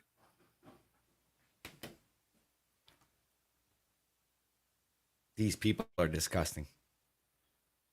Pretty much. I'll give you that. I'll give you what you want. I got it here somewhere. Got it in the bin. These people are disgusting. You get lagged a little. These people are disgusting. Right. Ian knows. Yeah. Sickening. And more importantly, they're stupid pieces of shit. Stupid pieces of shit. I didn't say it. He said it. Bryan Stabley, Synthetic Warrior, Karen B. You piece of shit. That's the thing. And then you got Fat EBT drunk again last night questioning me. You have some balls to question me the way I present here versus the way you present. You arrogant clown. Wanting to tell me that I'm using a soundboard because I use the same words and terms. Yeah, I've branded the description that accurately describes all of you. What do you think? I'm going to sit here and talk normal like you say? where I let you guys all create this air of doubt and like just use your fucking muddied water confusion to try to attain individuality in the conversation. I'm not. You're all getting the same characterization, inauthentic corporate beta male. It's not me using a soundboard. I've branded with the words and terms that are going to stick in everybody's subconscious mind. So when they go out in the world, they're going to go, inauthentic corporate beta male. Just like the news puts in your subconscious mind, everybody who uses cash and wears blue jeans and won't submit to code's a fucking terrorist. So you start seeing terrorists everywhere. Right. I'm branding the understanding that you can't argue with because it's true. And I'm applying it to every conversation to get it into the mind and heart of everybody who and what you are or who and what they are, presuming you're the anomaly. This way you can spot it more regularly and easily. It's real quick at this point now, right? Fucking with me for a couple years, you get that good game every day. So by the time you go out, you start seeing it and feeling it everywhere. That's why they say Paulie's culting. Because I'm like pulling the veil back for everybody through repetition and through interactions individually that collectively show what the dynamic is. There's no way to argue with it. You know what the inauthentic corporate beta male is. The women know because they've been dating them all their life. Tell you whatever they want you to hear to get that pussy. Don't stand for nothing. Got no ability to use logic. Can't come correct and talk straight to you when you ask them a question. Deflect and obfuscate. Then try to appeal to emotion with their snake-like ways. You know the inauthentic corporate beta males. You ladies love shacking up with them and letting them lie to you that they're going to be monogamous and putting a ring on it and paying you to be a low-priced hoe. Non-housewife. You know who and what I'm talking about. You un-Americana folks. All you women out there who don't give a fuck about what a man is in his mind and heart or with his mouthpiece. Long as he's got something in his pocket or between his legs, you think he's a man? No, that's the inauthentic corporate beta male. It's an empty suit. Some women enjoy these beta males, and I'll explain why. Great. That's great because I don't want them. Well, because you know what? They can't handle the real man. They can't handle the real man. They want to control. They're the ones who want to be the alpha. No, it's not about the man. They can't handle themselves. They know when they go get an inauthentic corporate beta male, they're not going to have to do or be anything in order to keep them. It's about themselves. They have a low opinion of themselves. They have no standard for themselves. Right? You don't have to handle a man. Women don't have to handle me. She just has to not get in my fucking way and not try to overwrite me with some nonsense. Very simple. Stay in your own fucking lane. Do what you do. Do your meaning and purpose and value and come together with me at times to share who and what we are. Very simple. The problem is I'm going to have a set of standards on who and what we're going to need to be individually and collectively for us to benefit mutually. They can't handle that. Men and women can't handle that. How many men are not going to date a woman who's a real woman who has some objective standard for what we need to do and be in order to co-create beneficially for everyone? They're not going to do it. They got a list of broken hoes who they can go pay their dinner for and entertain them and get their endearment. Right? So this is ubiquitous dynamic. You have both genders so low standard, so low conscious and frequency, then they meet anybody who has a higher standard for themselves and the group dynamic. Why would I entertain that? That's work. I'd have to work on myself and work in my life and be a student of life in order to practice life with that being. I'm just going to go for the easy route over here, the convenient, the comfortable, till it gets really bad, till all your weaknesses and lack of completion start to show themselves in the relationship over and over again. Not everything is for everybody all the time. Don't be a simp. Right. Ultimately, this is why we have the concept of God. See, if you got God in your life and you got a relationship with God, you don't go on Facebook every 6 months or 6 years saying, I'm in a relationship with OTW. I'm in a relationship with Lolo Chavez. I'm married to the game, bitch. Like the pimps used to say. We ain't talking about pimping on the ground. I'm married to the game. Right? That's what fulfills me. That's what wakes me up in the morning. That truth, that God, that force of creation. You ain't going to be the all and the everything. Get the fuck out of here with that. You're number 2 or 3 on the list. Right? Let's be real about it. God is first. I'm second. You're number 3 from my perspective. Are you cool with that? Because I'm not putting you in front of myself or God any fucking day of the week. You can walk with me in that process. See, I suggest the woman with me put herself and God first, just like I do. Don't put me first. That'll get us caught up. You'll start having me thinking I'm somebody beyond what I need to be. Right? So once we both emulate the same holographic process of putting the truth and God and ourselves first, the more we can actualize and realize and come together to be a power couple.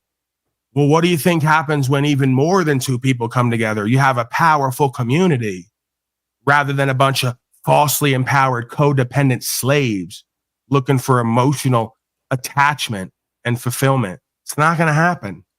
Doesn't come that way from my experience. Happiness and fulfillment is a byproduct of the way you live and what you understand, how it's applied, and the results you get. There is no other dynamic that I've experienced that can supplant that.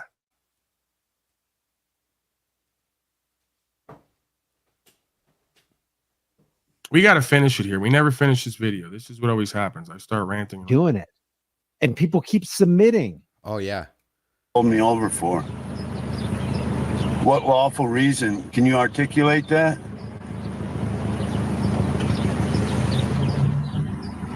Because I took your picture?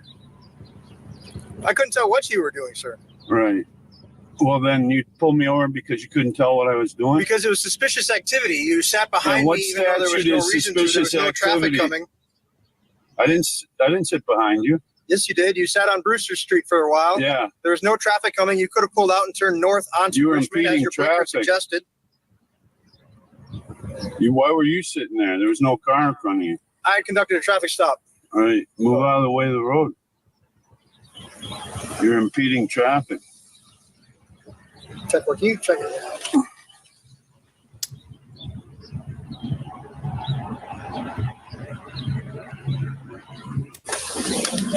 Look at this guy. What is he?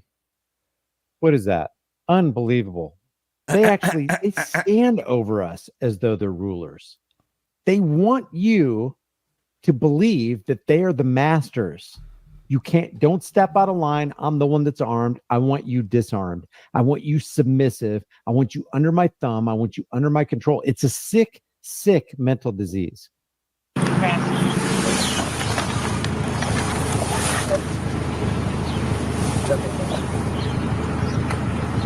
You hear how much time I'll actually get up here?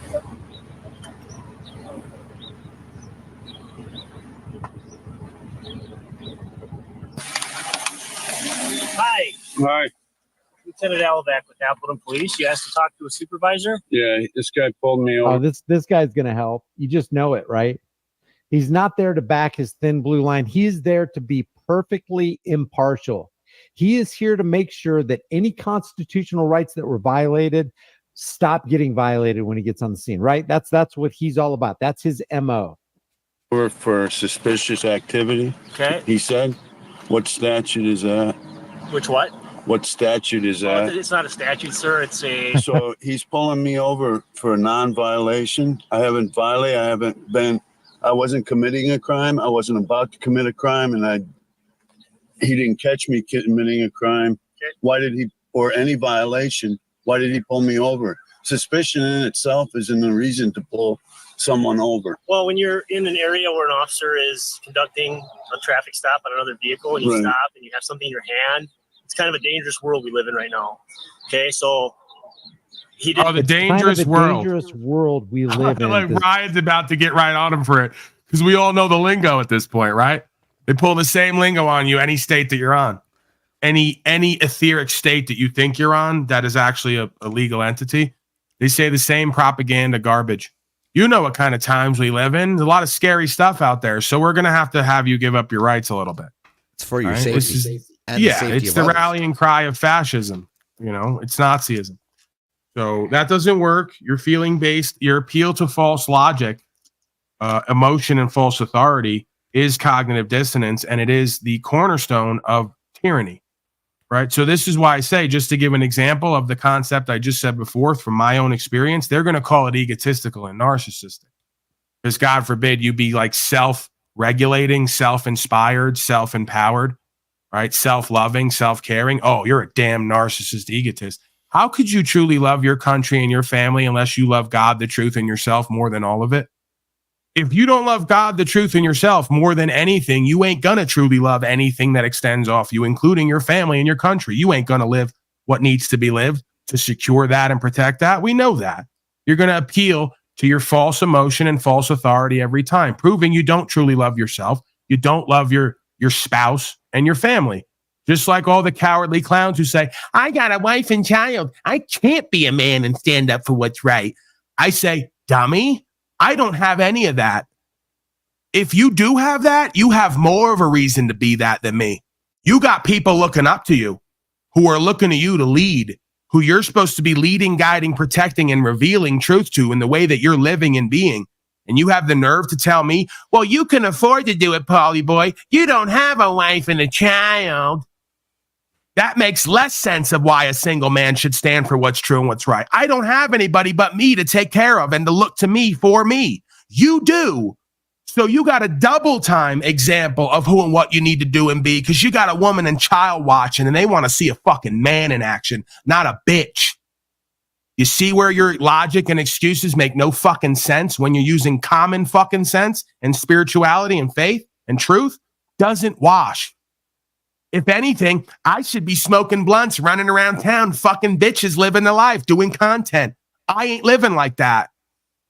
The fact that you are living like that when you got a family and children is laughable. I'm going to work.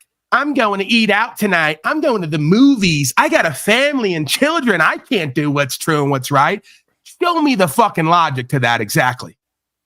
Doesn't work if you're by yourself. Definitely doesn't work if you got people looking to you for respect and protection and faith and truth. You're a failure in your homes and in yourselves. You are not men and you are not fathers. Don't give me the bullshit. And don't tell me I got to pop out a child either to know that experience. I don't. It's objective logic, morals, and ethics. I don't have to experience being in a sewer to know there's shit in there. Get it? Yeah. And you know what? This is what's the thing is, you know, once they get that little fucking message on their phone, that alert that says, this is not a test, protect yourself and your family, maybe then you'll fucking get it. But I guess until then. Right. You put on a uniform with an obligation and all of a sudden you get to do less for yourself and everyone. You get to be more corrupt and incompetent and capable and it be justified. That's not how that works. You have a family and then you put a uniform on. You got triple reasons you got to do what's true and what's right and observe yourself. Right. You don't have now 2 or 3 excuses why you can do and be less because you got a job and a costume and a family. Please give me a fucking break. Give yourself a break from the bullshit. I think it's waning on you. It's wearing on all you folks out there because you can't keep the ball in the air. It's got to hit the ground at some point. You know, when we were kids, we used to look up to the cops as like heroes because they'd risk their lives and shit like that. Until you come to the realization that they're just traffic cops. You know, that's it. That's all they do. You know, it's like they stop people on the road and they fucking take their rights. And it's like, it's just all about traffic and not actually about any real crime. You know, it's like they're not going after the criminal who actually like did some harm to somebody, did some vandalism on somebody's property, you know, caused some sort of mischief somewhere. But no, you're bothering fucking a person who's doing his day-to-day life, trying to, you know, in the pursuit of happiness, in other words. And, you know, it's like it's all tyrannical now. Instead of actually having police officers there who you can actually look up to as an example, you know, like as if he was actually a superhero. And this is not relegated to police officers. And this is why I'll say to all these MGTOW tards online, whining and crying or doing false strength and tearing up these broken bitches online so you can feel better about yourselves. I don't feel bad for the men of this species when they go out and they ask women in these new studies they're doing with the TikToks and the rest of it, asking women, do we need men? And all the women are going, no. And you guys are getting all offended and you want to do a war against women to prove that men are necessary. Yous ain't men. That's why they're saying that. They don't even know what a man is because they've never seen one, not even their own daddy. So of course they're going to say they're not necessary. And they're replacing you with robots and code as we speak. You've become non-essential. Because you won't be an archetypal man, we've all got the impression now that men are not necessary because we've gotten along this far without any of them actually being around.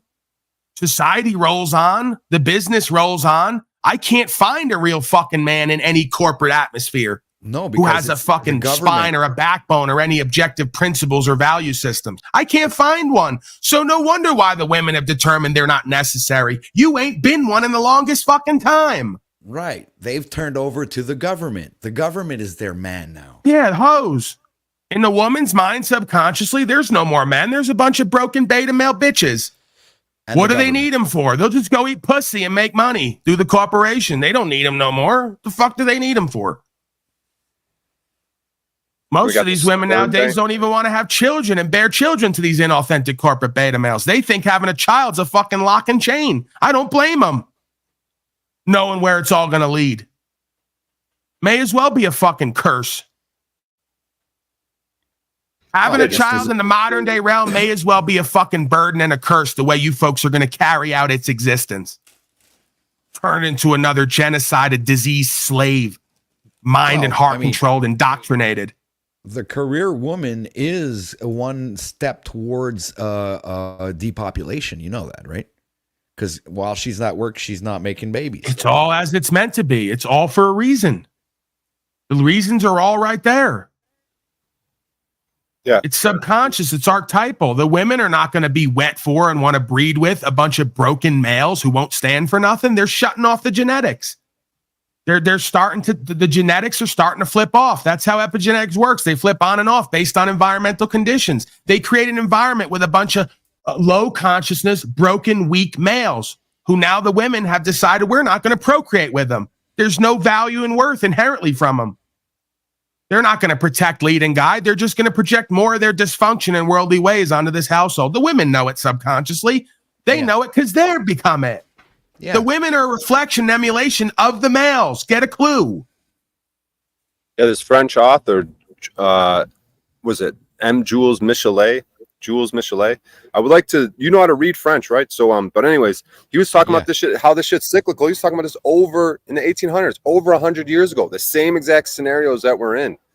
The ulcerated womb of the, the exact scenario we're in. We'll have to go over it sometime later, OTW. Yeah, sure. But it's all cycles within cycles, man. There's always some fucking disease. There's some plague. The Orland is talking about the priest put a disease in the air. Okay, we got the chemtrails. What kind of disease in the air? There's always masks. Some Spanish flu, some fucking black plague, this plague. It was funny you're saying that because I believe that there was like some kind of ancient diagram or something that was found where there were these white lines in the sky and it was like, really old. Like I was like, I'm wondering if that had any relations to what's going on today with the chemtrails, if you want to go there. Well, yeah, that's why they'll say, oh, those Sentinelese people, they're so uncivilized and undomesticated. They're mean people. Because every time we fly a drone or a helicopter over there, they just shoot at it and don't ask questions.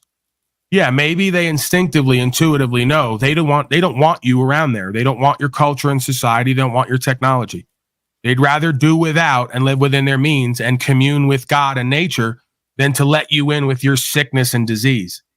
Like every historical event, just like the Indians and all the rest of them. You let these scum in and you take their blankets and you wonder why you come up sick.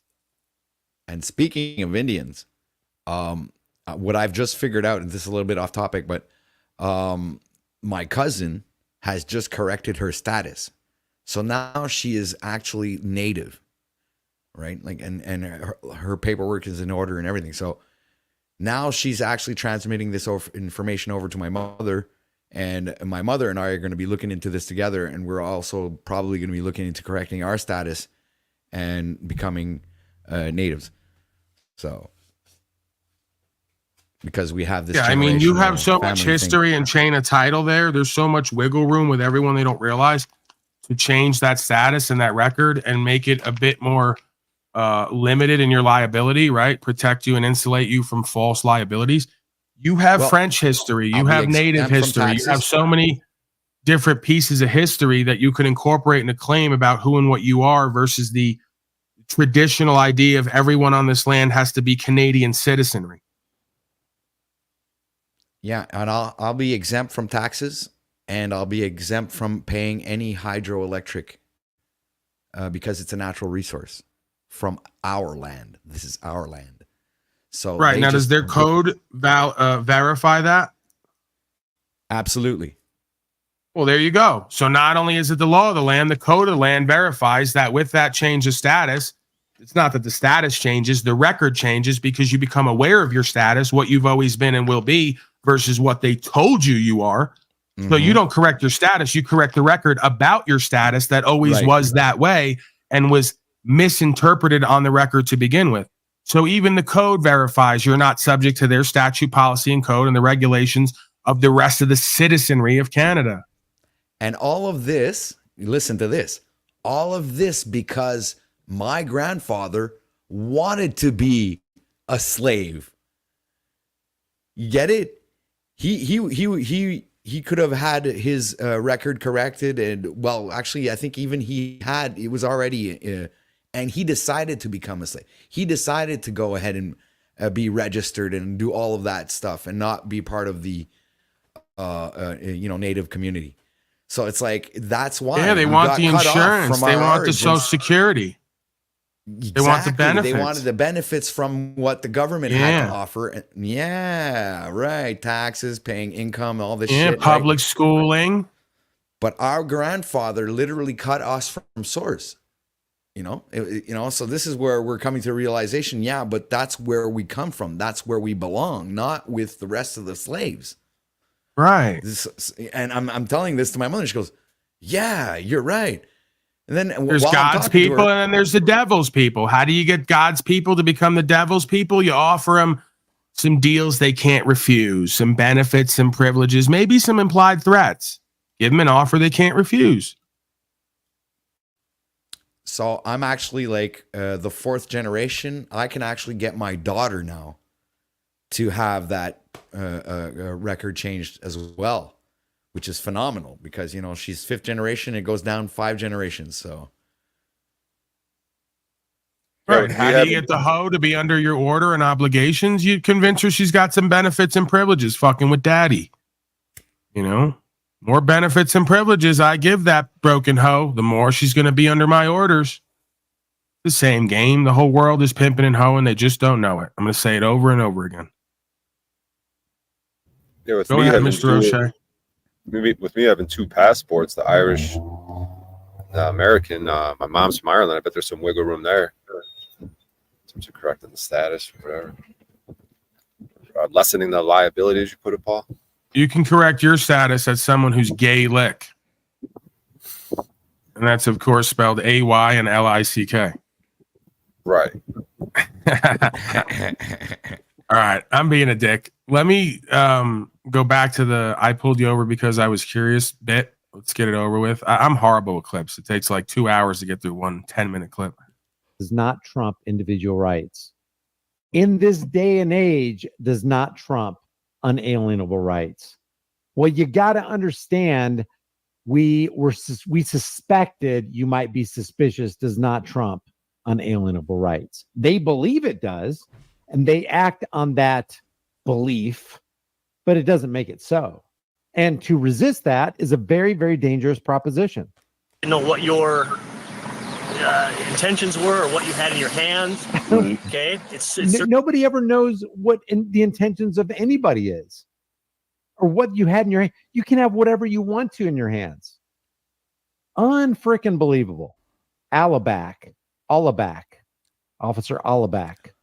Certainly within the law to film, you just have to do it in a way that isn't going to cause concern with regards to an officer's safety. No, that's not true. The Supreme Court already ruled on this. It doesn't interfere with the officer safety. Yep. At all. Yep. Okay, so you stopped to see what you had in your hand because you didn't know Well, it was a camera. That's not what he said. He said suspicious activity. Yep. And that's not a reason to stop me either. Okay. Well, it could be. It certainly could be. Well, a lot of things could be, but it's not. Well, the totality of everything here is he didn't know that was a camera. Okay, if it was clearly a camera, it wouldn't have been a stop. But he didn't know what it was. Yeah, it's still a violation. The totality of everything here. My rights for him to pull me over for that reason. Okay, we don't have anything else right now. Okay. Okay. Well. Yeah, I didn't commit any violation or crime. You can't run my ID. Okay. I'm talking to you. Congratulations. Yeah. Do you need it for anything else? Don't stop people unlawfully. Honor your oath. You're on your way, sir. Honor your oath. You're on your way.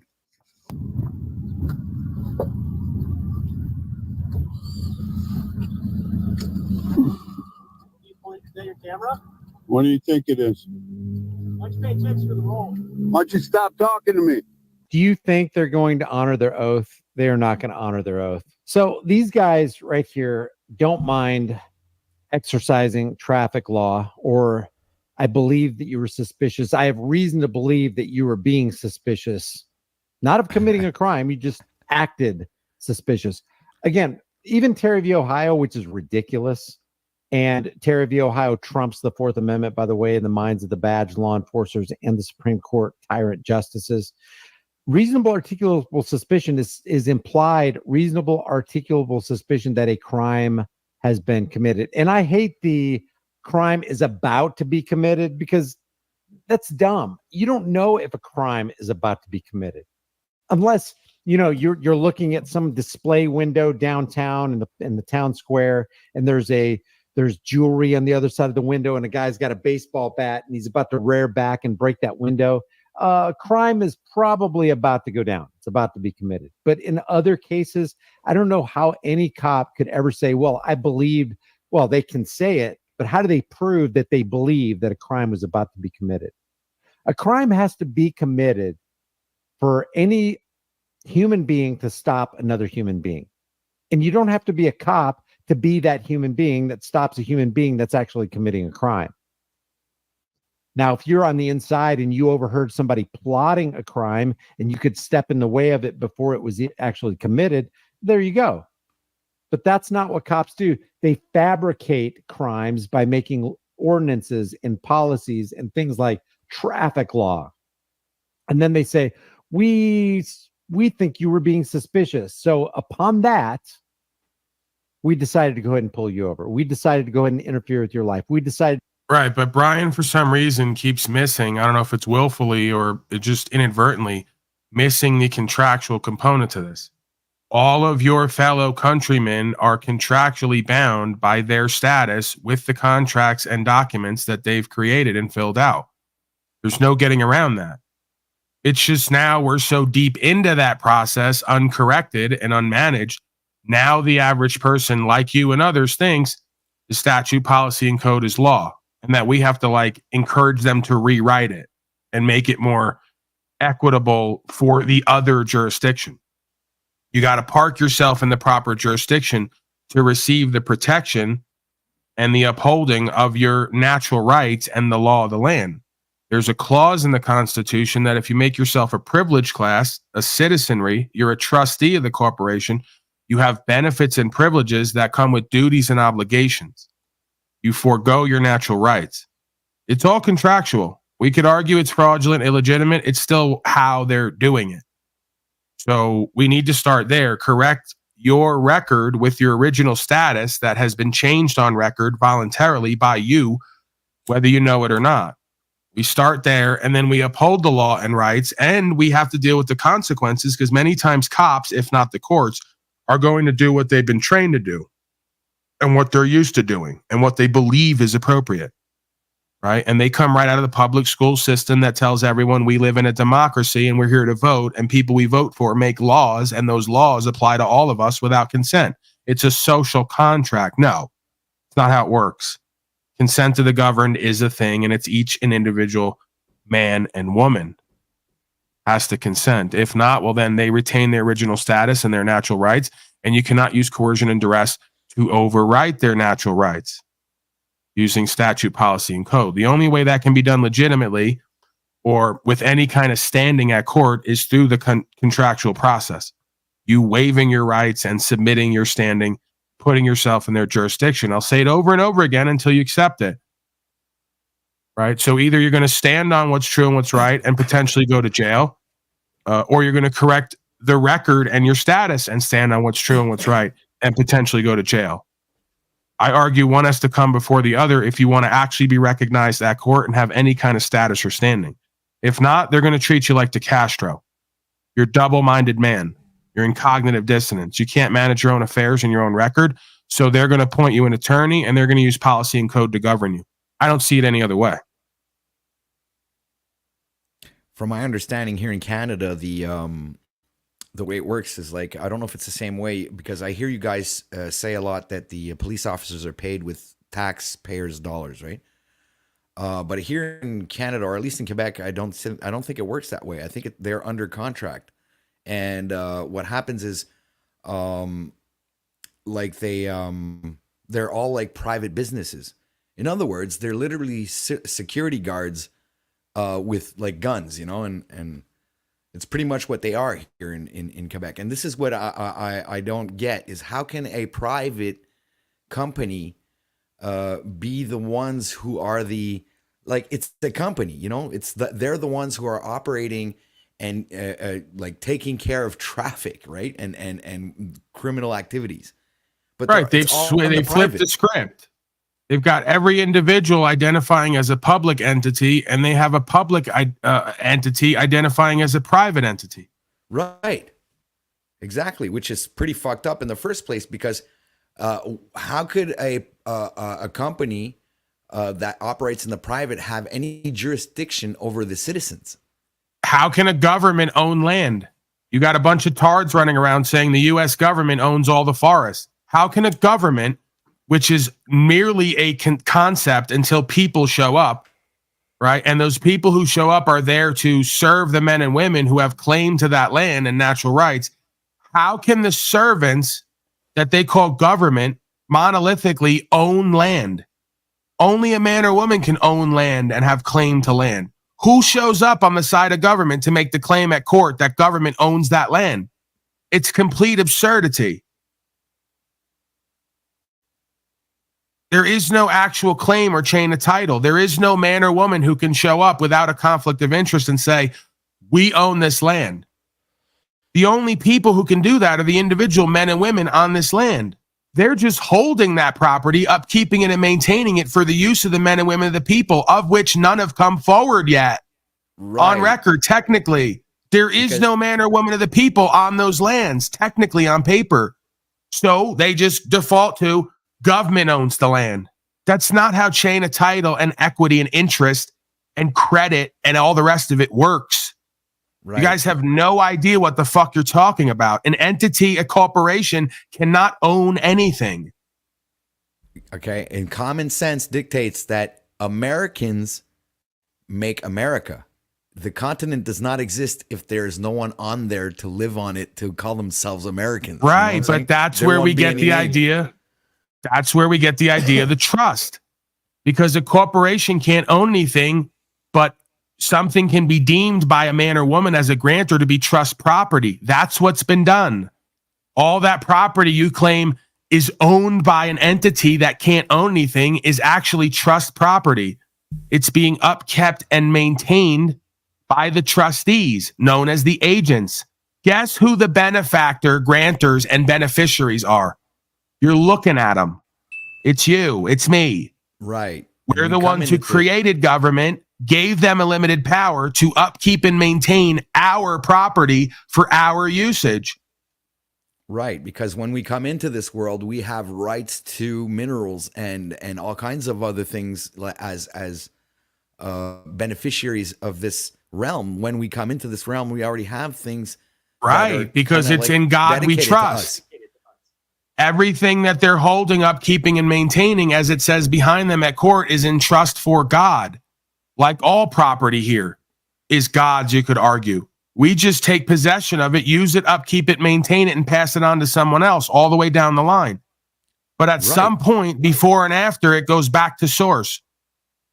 So they're just standing in trust for God and men and women of the people, of which there is none on record, because men and women of the people are the voice of God, you could argue. And since there's none of them on record, they take that default position.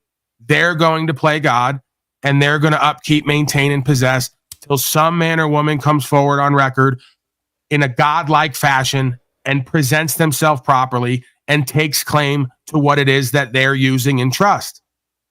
If they can do it, we can do it, I would think. How did the servants get more rights and abilities than the men and women they serve?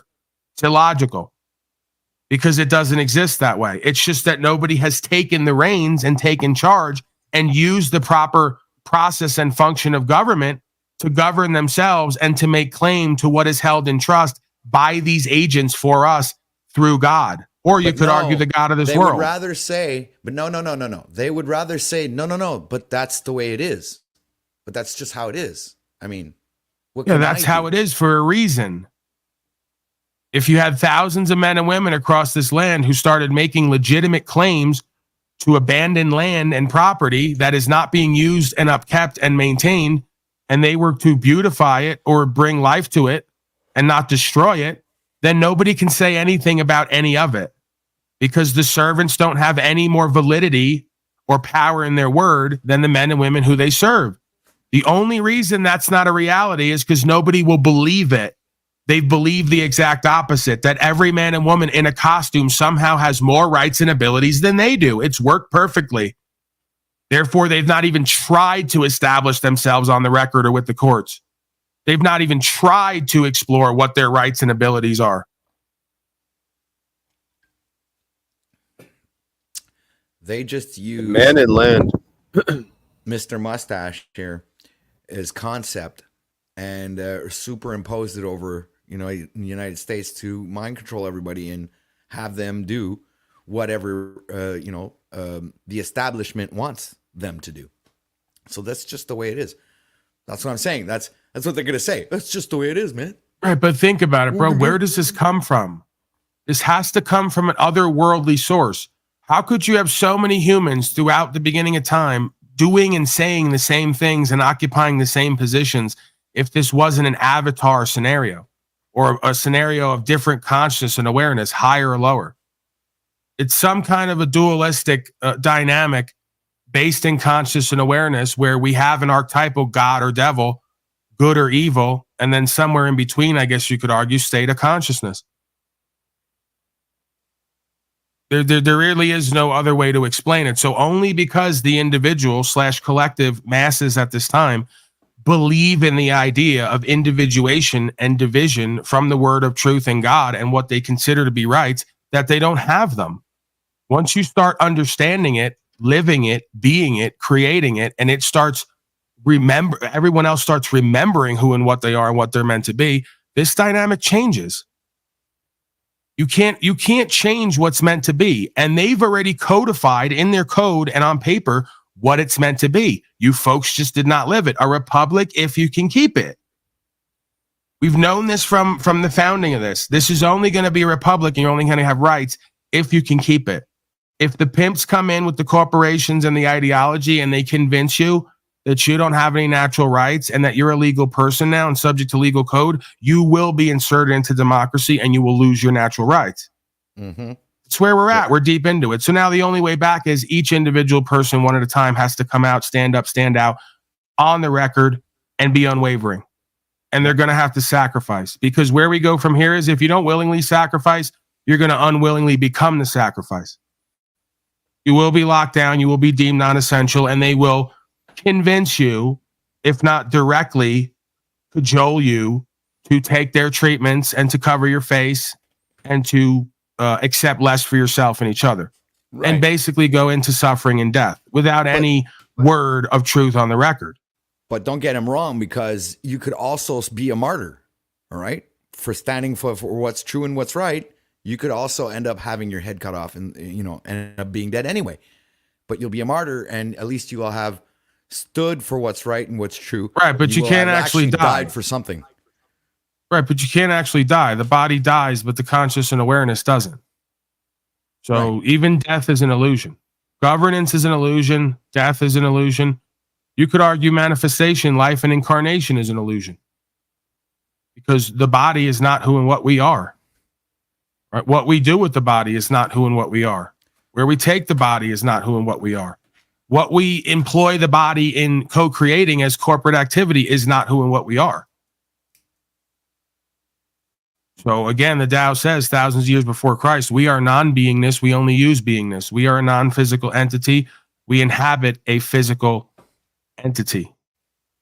Right. And then Sheikh. Right. And this is again mirrored in this idea of self. This is why all the universe is paradoxical and holographic, because there is only one self and everything is a hologram of that.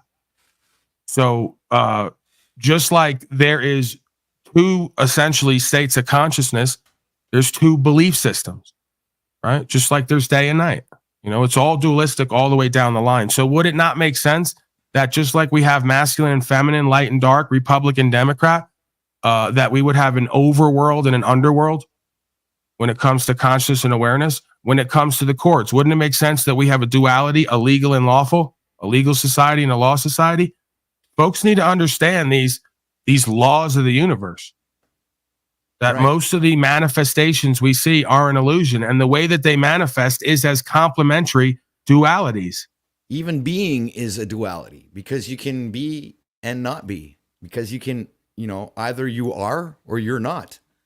So what are you, right? Are you or are you not? That's to be or not to be. That is the question. Just to live and exist is not to be. Right? So the biggest question we're asking ourselves here, are we really going to do and be who and what we're meant to be, or are we just going to coexist and survive? Well, for a time. In other words, are you going to be a drone, or are you going to fucking do something to change things? That's what it means.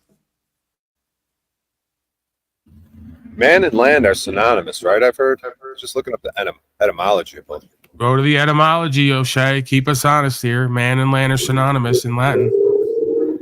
Just like the scripture will tell you, you come from the earth, you return to the earth. All the elements of the man's body are the same elements that are of the dirt.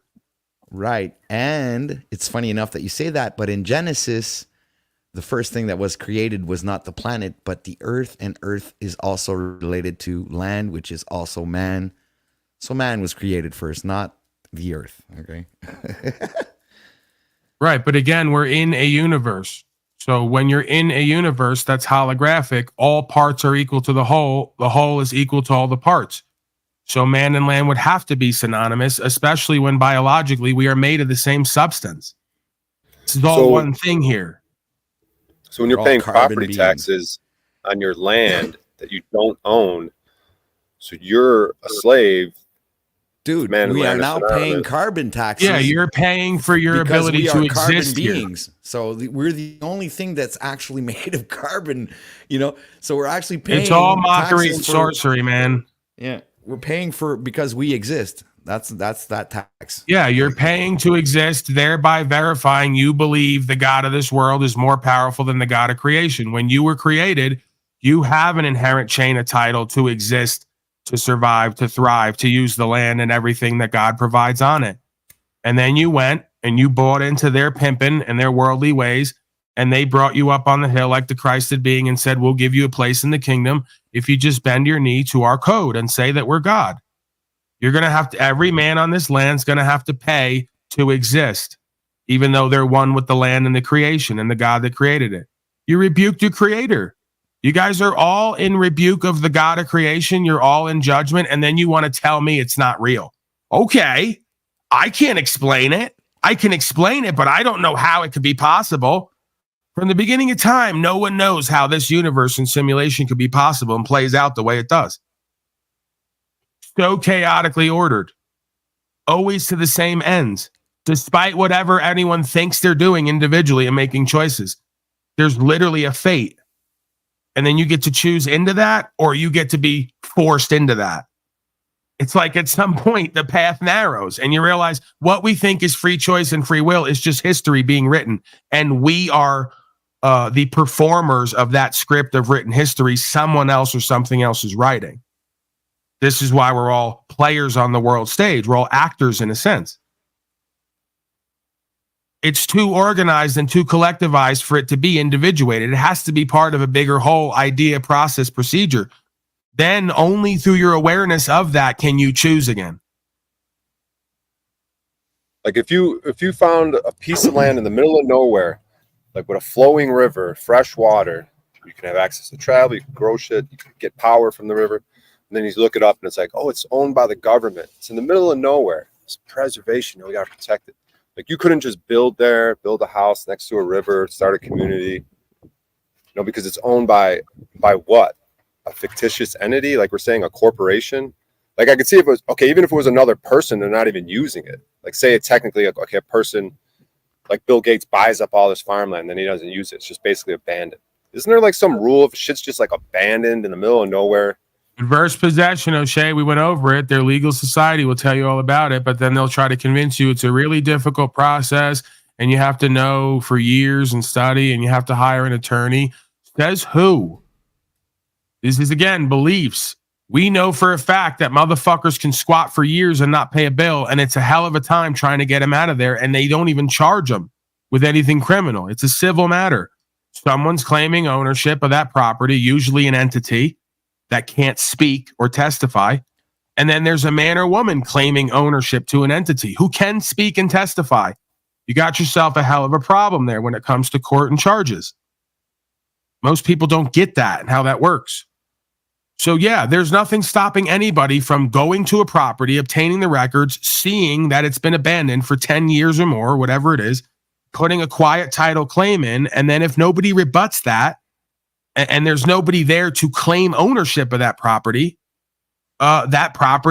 belongs to you at that point. That affidavit you put on record stands true. There has to be someone on the other side who can lay claim and say, I have an interest in that property, and the government can't do it. Quite frankly, there's a lot of abandoned properties that are supposedly, county maintained, and they're completely derelict and dilapidated. So where's the logic? We got to get to some spirit of the law here. The property, everyone's dead. Nobody's made claim on it. It's been sitting there for over 5 to 10 years. Nobody's going to come in and claim it. I don't care that the county says that they're upkeeping and maintaining it. It's abandoned, and the county can't claim ownership and interest in property anyway, but I can. So when I do, and I put it on record, and I give adequate notice to whoever the next of kin are, and nobody comes forward to claim ownership of that property, it stands true that it's mine now. And I'm going to upkeep and maintain it until I die, and then you can go back to letting it get dilapidated and become an eyesore. Where's the logic here with anybody? I'm not telling you to go take someone else's property, somebody's vacation home when they're not there. There's no trespassing signs posted. It's open to the public. There's no locked gate. It appears to be abandoned. When you get the court records, there's been no activity for 5 to 10 years. What are we talking about here? Only in a slave world. Again, I'm not downing hard work and an ethic. I engage in it on some level. I've had to learn to do that. I'm not downing it at all. But we live in a world where folks can't find the middle ground. There's an ethic with hard work and saving and reinvesting and creating something for yourself. There's an ethic and a logic and an understanding for taking possession of something that's abandoned and beautifying it to upkeep it and maintain it and not let it be dilapidated and become an eyesore. Not everything has to be no pain, no gain. Not everything has to be work like a slave in order to get, keep, and have. This goes back to the beginning of time. Ask any camper or hunter in the woods. There's multiple cabins in the woods that have no claim laid to them. Oftentimes, there's private property in certain areas where, again, we're under emergency clause. If you live in Canada, out in the middle of nowhere, and there's a house with nobody in it, and you break in because you got stuck on the side of the road, and you break into that house to seek shelter, they're not going to charge you. It's been done. If you are living in a cabin for 2 weeks out in the middle of the woods that was built by somebody else but has no signs posted and is not claimed officially, you can't be charged with that. This is well-known common lore for hunters, not law. They're synonymous at times, but not necessarily the same. But common lore leads to common law. And it's common lore with hunters. When you travel through the forest, there's going to be cabins there where everyone stops and stays at if they're not occupied.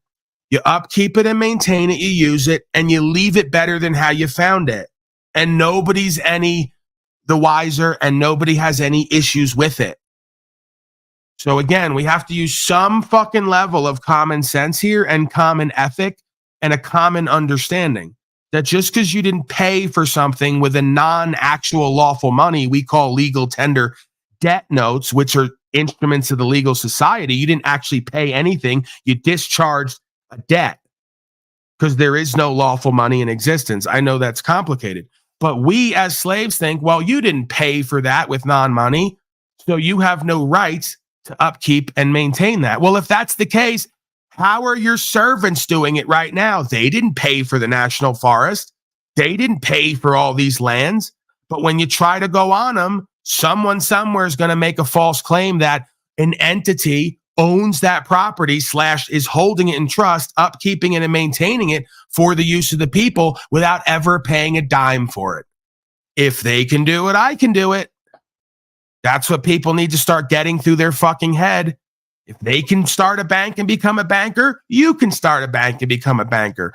If they can hold court and open a court and try people on the facts of the matter, you can hold court with a court of record and try people on the facts of the matter. If they can adversely possess property and upkeep it and maintain it for God's trust, for usage of certain people at certain times, you can do that. Anything they can do, people can do better. They're just corporate entities. They're just people acting in personage in a costume, performing a function. I know this is shocking to everyone.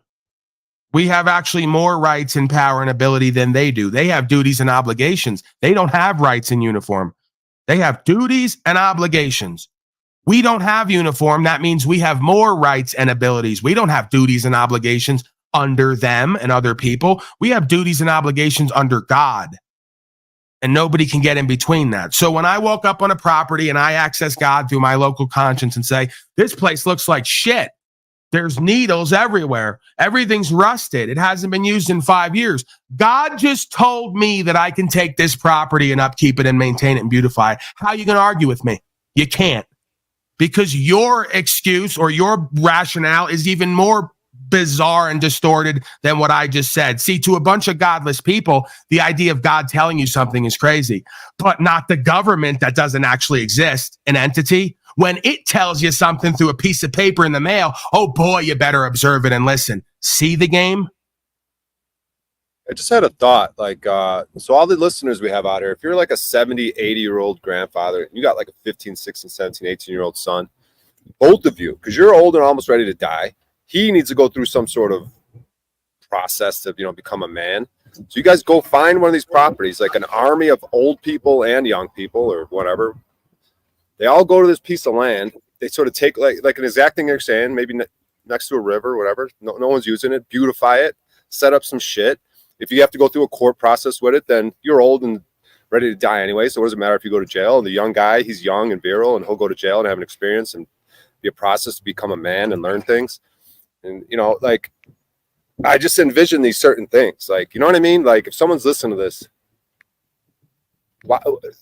it just seems like the move. You got to help this guy out, Bryan, because he can't find a middle ground like I just said they can.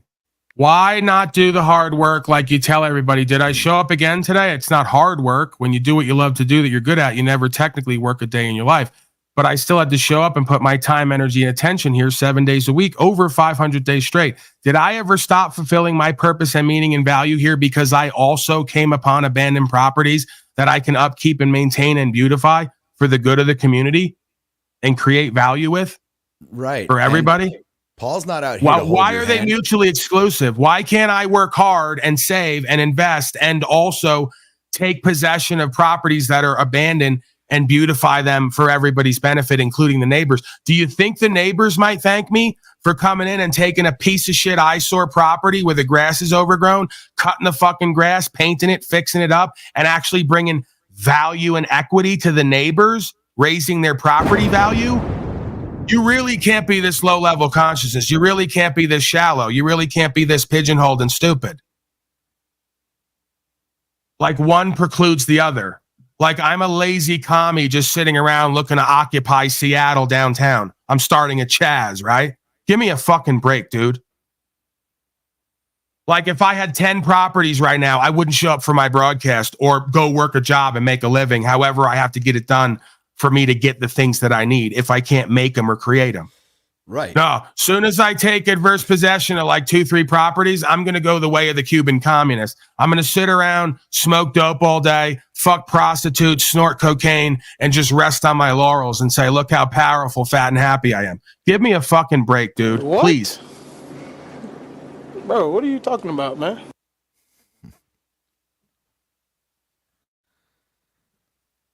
Don't say that, man. This We're is not the gonna go back problem to with doing drugs. infractuated consciousnesses that are completely left-brained or right-brained. Either they're completely do-nothing, no ethic, no work, right-brained loser failure, or they're a left-brained, gotta work every day, gotta slave, and can't get nothing that you didn't take through hard work and effort. There is a middle ground there. There is an idea that the animals never work a day in their life because God provides one way or the other. Did you realize that? Did you realize all like modern day religion was based off of people sitting around observing the animals co-creating naturally without any resistance in a complete flow space? No, now we take over nature, we destroy it, we make highways. Right, because we're left-brained and we know better and we lack intuition and true instinctual intelligence, and we're just going to like swim upstream till we get what we want.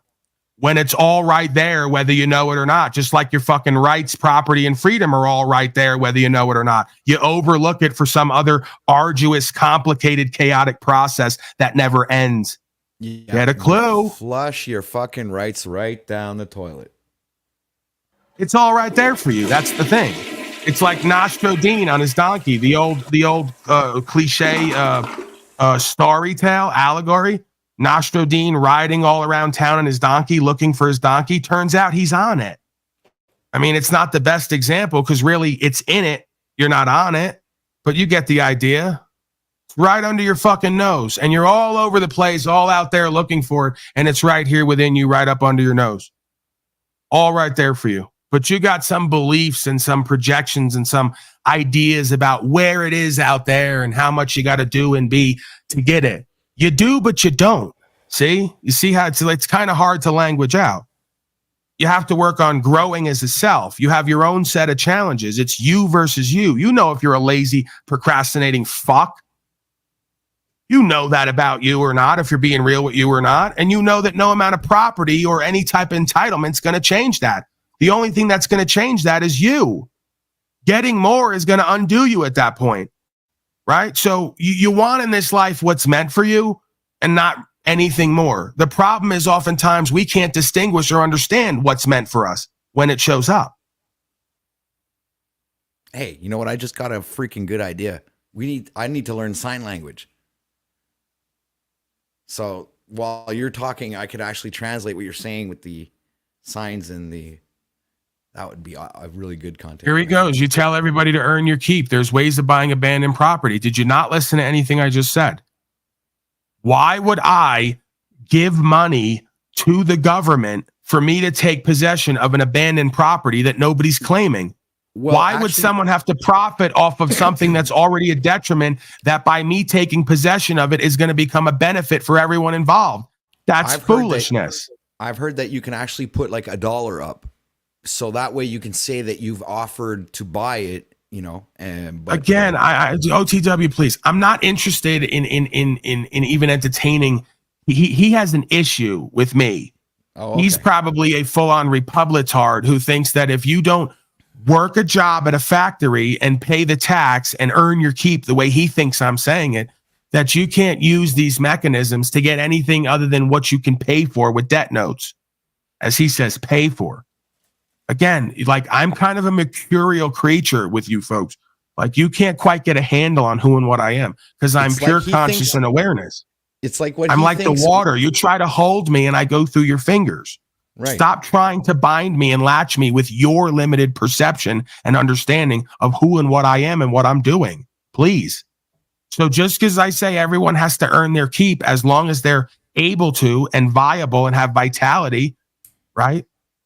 Even if they're old and don't. Either way, you got to earn your keep. What does me earning my keep or not have to do with taking possession of abandoned property that has become a detriment for everyone involved in the community?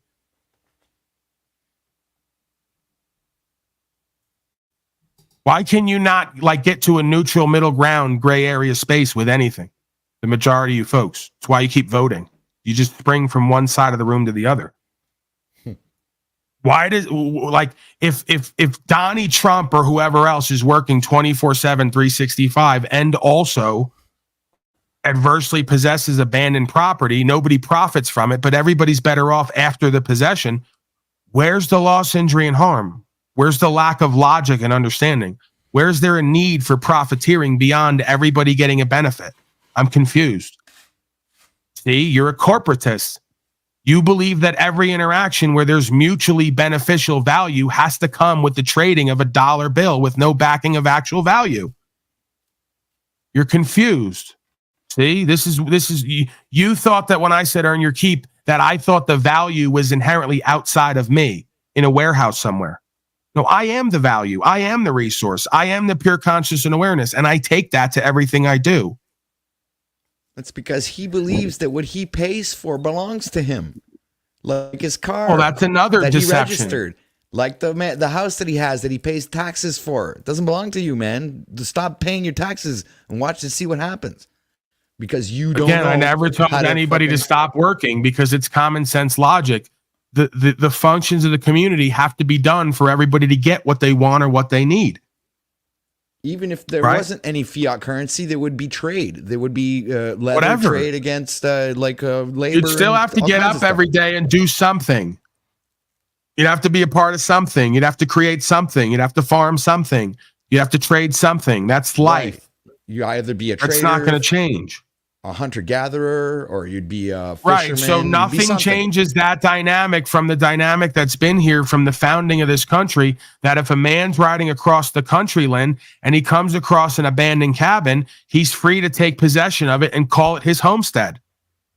There's nothing inherently wrong or incorrect about that behavior if there's nobody there to claim it.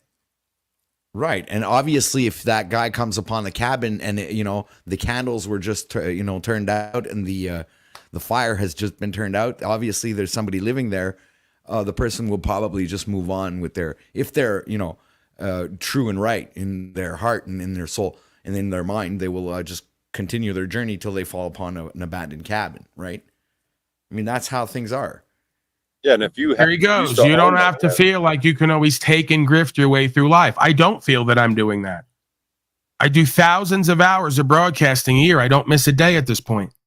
I haven't since I've come on here. I've shown up every day for myself and others. I put my time, energy, attention in. I've also worked when I first started this broadcast. I was broadcasting and working and living on the land, farming and taking care of. Why are you projecting and presuming that I feel that I can just take and grift my way through life? You just made that true. It's a good feeling creating your own honest wealth. I know I do it every day here. I come on. I'm only dependent upon me. I have to create something with the airwaves and move it. Oftentimes, no one shows up next to me. I'm not down on that. That means I have to do it alone and with myself if no one shows up. So I know the feeling of having a purpose, a meaning, a value, a goal, showing up every day, putting the time, energy, attention in, and reaping the rewards. Why are you projecting onto me that I'm not having that experience? Is that you, sir? Mega Nugs is Tommy. How do you know that? Yeah. Because when he was doing the Negro Tower on my channel. Oh, okay. So he already revealed himself. So he's revealing his jealousy and envy now, pretending to be a different person. That's you, Tom. You're the one online every day with 20 viewers with no content, talking about me and others, begging for money for your dog because you don't work and can't afford anything, but claim to be a rich crypto baron online.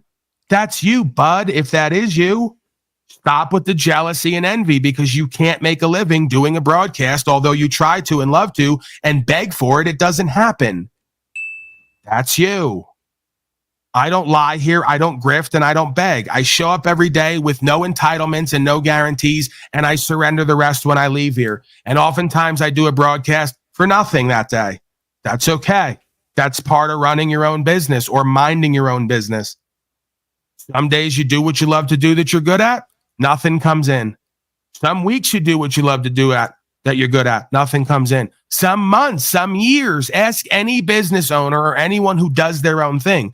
They'll tell you about starting off and working for free every day till at some point value started coming in when they stayed dedicated. Okay? So please stop telling me about your experience claiming it's mine when I'm having the experience you're claiming is yours that you're not having. Thanks. You wouldn't know what it means to be self-made. I'm the essence of self-made at this point. And I guess on the highest level, you can say truly being self-made is being made and fashioned and formed by what we call God. Another word for it is embodiment. Or one self-made. Made in the image of the... Right. This is where they say reinvent themselves, all the inauthentic corporate males. You can't reinvent yourself because you're not the original inventor. God is, whoever created this universe, whoever, whatever. So you can never actually invent or reinvent yourself. You can reform yourself back to the original formation, who and what you're meant to be in conscience with heart-based intelligence.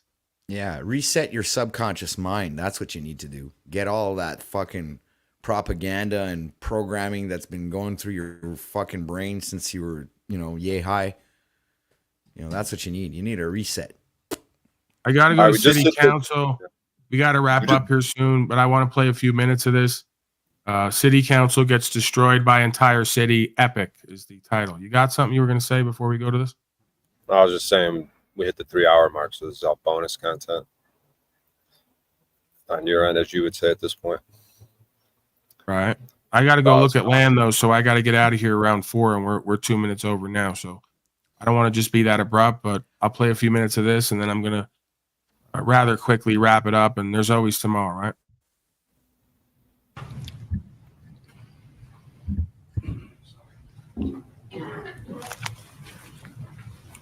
All right. I think by now y'all know who I am. So this right here might come as a surprise to you. This is my Leosa identification card. What does that mean? I am retired law enforcement. I haven't told you guys that before, have I? Because that's not a part of my identity. What did I do? I was a federal counterintelligence special agent. I focused on national security crimes. I investigated national security crimes across this country and around the world. What are national security crimes? Sedition, treason, espionage, terrorism, counter-narcotics. That's what I did. I investigated terrorist organizations for a living. You only get this card if you are retired law enforcement. That's me. So if you think that I don't know what I'm talking about when I come here and I talk about the things that this city is doing in violation of people's rights, you might want to pay a little bit of attention. I might know what I'm talking about. I know how to investigate, Chief. I know how to look into stuff. I know how to defend my clients because I wasn't always an attorney. I've been in law enforcement, like Chief, since I was 20 years old. Almost 30 years. You have a problem on your hands with your police chief. Because since we filed our lawsuit against you guys, guess what? People are coming out of the woodwork. You might want to clean your house pretty quickly.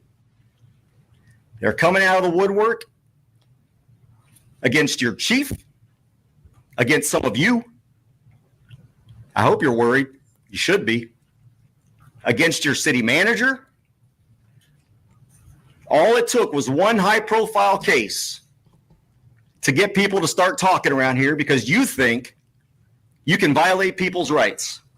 You think I'm some podunk, 2-year, nobody attorney who doesn't know what he's talking about. You know, your chief is batting 0 right now.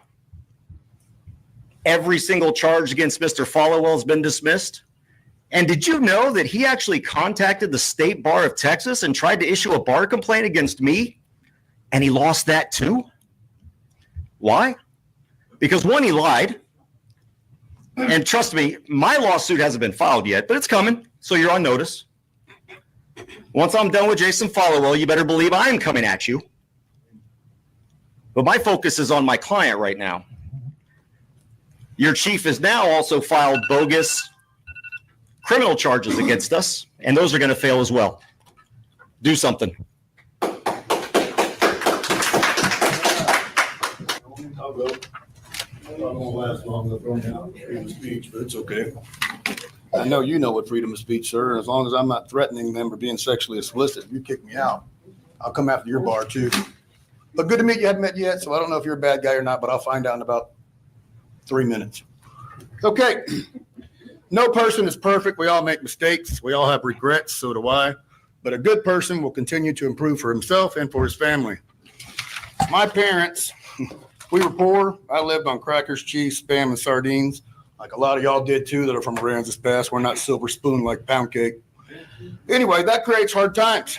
Both my parents were physically and emotionally abusive to me. Hard times. That created a boy that had rage and depression and confusion, and I didn't know how to act, right? With that said, I met my first wife when I was 12 years old and had a son, but her family hated me because I was widow and white. And the Fuenteses and Davilas and Ramoses used to beat the crap out of me, and some of them are in the audience now. But with that said, I call them my family. We've been family for about 20 years now. They're my people because this is my town. Anyway, I created the man you see before me because of those. My traits are masculinity, with nothing's wrong with that. Intelligent, combative, and passionate, and very stubborn, especially persistent when I know I am correct and you scumbags are wrong. I met my complete opposite sitting right there for the first time in my life. I didn't think boys like that existed. On 6/29/24, Chief Blanchard, the silver spoon-fed mama's boy, threatened to kick in and break into my gym, which he did. He broke into my gym. His warrant was fake. He walked in and thought I was a Chihuahua and was going to run me right over. And what happened? I shook him like a red-nosed pit bull and been shaking him ever since. And that's why he's losing weight, red, and stroking out right there, right? Having a hard life, aren't you? Shouldn't have messed with me. Vicky Abrego, career politician. Your let's go Brandon mentality for the 18 years. Goodbye. Hello, Randy. Welcome aboard. Dominguez, I'm like Andy. I'll give you one more shot if you want to come talk to me. And we can sit down and talk about APPD beating that middleman in the jail this past week.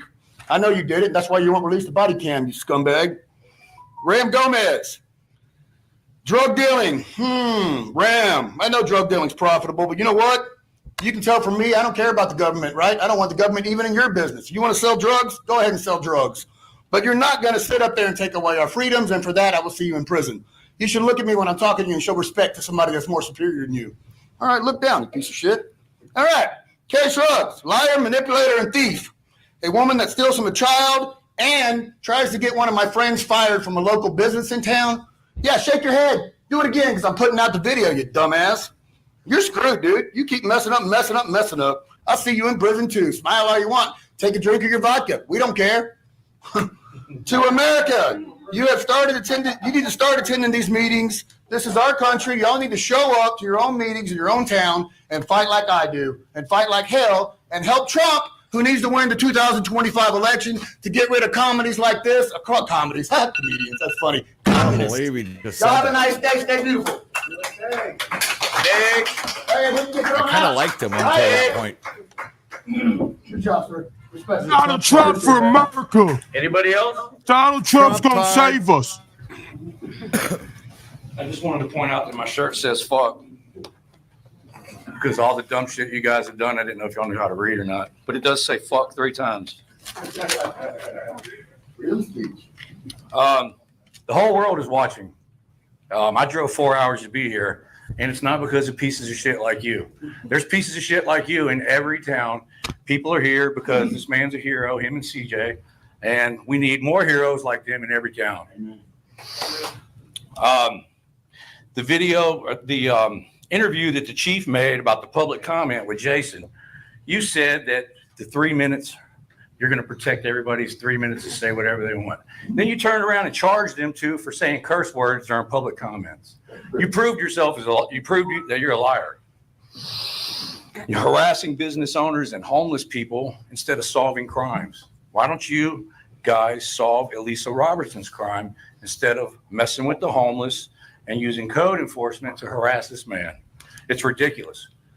Solve some real crime. Then you get your mom to come up here? Come on, man. That's ridiculous. reading Bible scriptures. I got some Bible scriptures for you. Thou shalt not steal. You stole a suit. Thou shalt not lie. I just pointed out a lie that you told on the internet twice in front of everybody. The whole world was watching. Didn't you file a bar complaint on CJ for doing his job? Man, you're a piece of shit, man. And Carrie, you steal from the dead? That's pretty disgusting. Terrible. Yeah, forger of wills. Yeah, Yeah, willing to destroy people and relationships over greed and selfishness. It's despicable. That's all I got. Good job, James Parks from Aransas Pass. What an absolutely clown show each of you have made this place. It's absolutely ridiculous. You ought to be embarrassed yourself. You allowed our town to be ripped off. $16 million fire station that should literally cost $10 million like Port A. That's bigger and nicer. No longer will this town will be ripped off. Sooner or later it will come. The books will be gone through and you guys will be held accountable. The time is coming. Randy getting elected should be a wake-up call for everybody that changes are coming. Will no longer be the cesspool of. Yeah, I mean, you know, I like the sentiment in the sense. I think that folks are becoming, you know, combative, as the man says. I'm not God. I can't judge. I don't think it's necessary. But the combativeness is coming out of frustration because folks have not stood up and put themselves on record, and they're kind of tired of the way they're being governed by fascism. So that makes sense, but we have to understand why it's happening to mitigate the reactiveness and the acting out, right? It's very simple. You let them know who and what they are, what you are, what's going to happen and what's not. You put it on record, and then you hold them liable at the courts, right? And you obviously correct your status and standing, as we've talked about. And then you stop yelling shit at the end of a maybe poignant, empowering, compelling speech. You don't end it off by yelling, Trump's going to save us if we elect him again. It just kind of demeans the rest of it, kind of devalues it. You're doing it again. These guys can't help themselves but do it again and again and again. Trump's not your daddy. He's not going to save you. He's a corporate fascist. The way into this is the way out of it. Right? So you're going to have to go into who and what you are, what your actual natural rights and freedoms and principles and values are, separate from a system you were born into that you keep identifying with, including all the corrupt corporate dupes and deceiver players that are a part of it. Stop with the yelling, Trump's going to save us. It's really fucking embarrassing.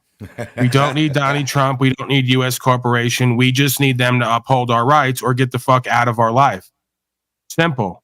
We don't need to ask them to do anything different. We don't need to overthrow them. We don't need to fight them. Just make them aware on the record that they serve us, and if they're not going to uphold our rights, then they're an illegitimate authority. We're not following your codes and policies if they're illegitimate. They have to be pursuant to the original law of the land and what you call the Constitution, which we are not bound by, but the agents are bound by because they swear to it. Okay, so please get out of your corporatism. Please get out of your fascism. Please get out of your dogma and your religion of statism and corporate status, statute, policy code, and political science. Please get out. Please stay out. It's bad for your health. It's not real. It's an AI overlay. You don't know Donnie Trump. You never met him. For all you know, he's a dead man that they prop up there and animate like Frankenstein. I mean, Joey Biden's like, he's definitely that. I'm pretty sure. Can't prove it. I'm pretty sure he's a corpse that they animated and then ran for president. And he's never actually been in anyone's room or around anyone. Like, it's all just one big. We don't even know that it exists. And when you see the guy on camera, you go, what's happening here? But you guys just keep like, just stay away from it. It's not real. It doesn't apply to you. You don't need it to apply to you. The more you keep engaging in it and fighting with it or just interacting with it, the more it's going to run you and own you. Right? This is the best course of action. Just act like it doesn't even exist. Oh, the U.S. corporation's doing wars for profit again. Yeah, well, that's what they do. Oh, U.S. corporation is collecting taxes from all those citizen slaves who won't correct their status and standing. Oh, well, that's what they do. Oh, U.S. corporation thinks that you can't have the right to keep and bear arms. Oh, well, that's what they do. It doesn't apply to me. I don't know what you're talking about. I live by the law of the land and the law of God. Pretty simple, huh? Nowhere in that simple man, like Leonard Skinner, I believe the song was, be a simple man. Nowhere in being a simple man do you have to vote for Donnie Trump or believe on some other man to fucking do or be something for you that you can't do and be on your own. Pretty crazy idea, I know. Just ask anybody who like hasn't been born into this fascist mind control slave system. Like someone may be born out in a town where they may not even still have electricity. You know, they maybe have old radio. They don't have TV and Netflix and all the rest of the crap to constantly upload them with nonsense. In their world, you don't exist. U.S. corporation doesn't exist. All they know is American rights and values and principles and family and God. And I got my guns and I got my animals and I got my corn and I got my truck. And I'm going to do whatever the fuck I want to do. And I'm going to fuck whoever lets me fuck them consensually as long as they're not a child. And we're not going to bring anybody else into the discussion or in the conversation because we don't need to. It's called being a private, simple fucking man. It's not that complicated. No. You got to have common sense, though. And I think that's where people fall short. That's what's lacking. That's pretty much it. We need to give a dose of common sense to people, you know, for the holidays, you know, like have Satan Claus deliver people some common sense in a box. Right. Less Common Core education system, more Common Core sensibility, I think is what we need. Other surrounding communities, we are tired of it. If you cannot do the job, others will step up and do it. Rock and roll. It all comes up with black and white, just like a receipt. Anybody else on this side? Anybody else? I love that. Randy, you gotta wait, ladies first, sir. Yeah, ladies first. Go ahead, man. I want to be the last one. Appreciate you, sir. Howdy, y'all. y'all know me. Tisha Baker. Been here a long time. Woo, I'm mad. I want to keep you in my eyesight. So, about a month ago, I'm going to tell y'all a little story. About a month ago, I had a family barbecue. I don't get my kids together very often because, you know, I raised them good. Y'all all know that. So Ryan Stacy comes. You're not looking at me. I'm listening to you. What'd you do to him? You and Cheif concocted complaints and got him fired because he was not putting up with your bullshit. Amen. Was he?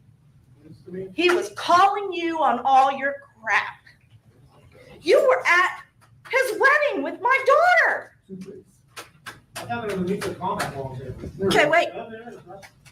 Now, isn't there a policy in this town where people that work for the city cannot use their vehicles or all that, you know, the stuff that the city uses to for personal use?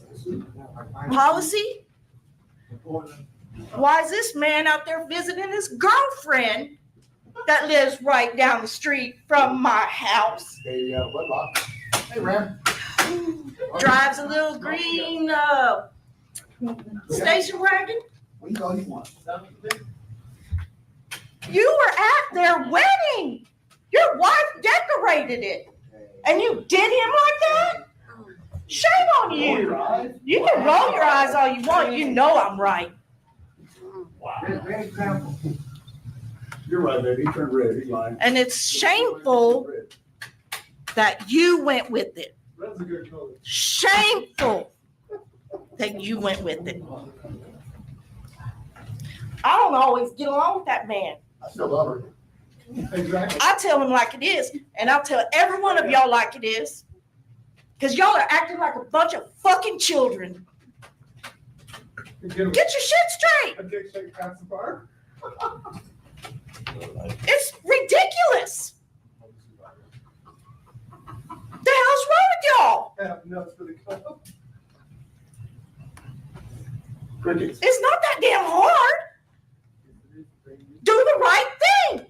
Do the right thing.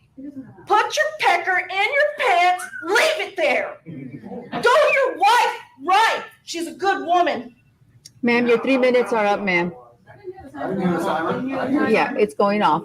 Tell me I ain't telling the truth. Your 3 minutes are up. Your 3 Next. minutes are up. Your 3 minutes are up. No, next. Stop calling Next waitresses fat bitches. Next speaker. There's video. Next speaker. I invoke my time to this lady right here if she wishes. Okay, well. I'm sorry, No. Mayor. No. Yeah. You only get one person to come up. It's not on there. It's not on there. Mayor, I'd like to point out that the city's rules do not provide for sharing of time between speakers and that her 3 minutes are up. It doesn't say she can't. That's do it. okay. Next week I'll get 3 more minutes. It doesn't say she can't do it. Hey, Facebook's free. Next speaker. You know what? Unfair. Anybody else? My eyes are on you now. Many years and you almost said that. I thought he was though. You took a pretty good grilling, sir. Do you have anything you want to say about it? 200 people watching. Do you have any comments? Those are some pretty serious accusations.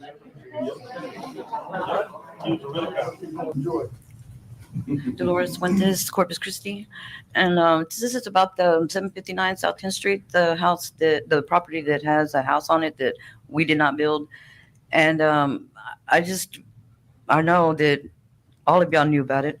All of y'all know about it by now. I mean, I know you did. You posted about it online on Facebook, but I don't understand why nobody is doing anything about it. I mean, y'all are really just letting it go. Like if you let it go, if you don't mention it, don't let nobody mention it. Erase comments or whatever. You think. All right, O'Shea. I think I'm gonna leave it there. OTW. All right. Let me just real quick. I got Nathan Palmer. Hold on. Yeah, I got Nathan Palmer on point. He says 100. Great perspective. Thank you, Mr. Palmer. And I got Julian Barbary says thanks and blessings, Paul. Appreciate you, Julian. So yeah, go ahead. Give me the final words. We're gonna wrap up, and then we'll be back tomorrow.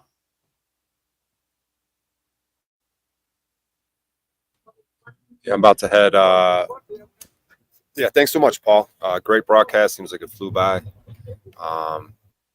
And I look forward to tomorrow and your interview with Bryan from High Impact Flicks. What else? Why are you saying that's tomorrow? Oh, what did I say tomorrow? I said I look forward to tomorrow, like your broadcast, and then I also look forward to your interview with Bryan from High Impact Flicks. When is that going down, anyways? I don't even know. He hasn't told me. I pretty much left it up in the air. I told him when he wants to have me over there, just let me know. We can have a conversation, maybe incorporate it into this broadcast. Maybe we'll live stream at the same time. If not, I'll do the replay here. Right. Yeah. So, yeah, appreciate him. Got 22,000 views, another 1,000 comments. Our video from yesterday. Yeah, I'm about to head to a pizza place. Been here in town for 30 years. Maybe I'll get a job there. That's where I started out working. What else? Oh yeah, I've been looking up the police department. Maybe I'll stop and talk to them. All the city shit. Stop some of these meetings. Yeah, so good shit. Thanks so much, Paul. Good luck on your land. All right, Bryan. Thanks. Sounds See you good, guys man. later. We look forward to seeing what you're up to. We'll check back in with you tomorrow, and I'm sure many days after. All right, see you guys later. All right, I got a little Mr. OTW. outro. Yeah, this is it. This is like when I used to watch this when I was a kid, and every time the show ended, I'd kind of like cry and wimp and go, he's going, he's leaving, it's all over, And then my mother would come into the room and say, "Don't worry, he'll be back tomorrow. It's all okay."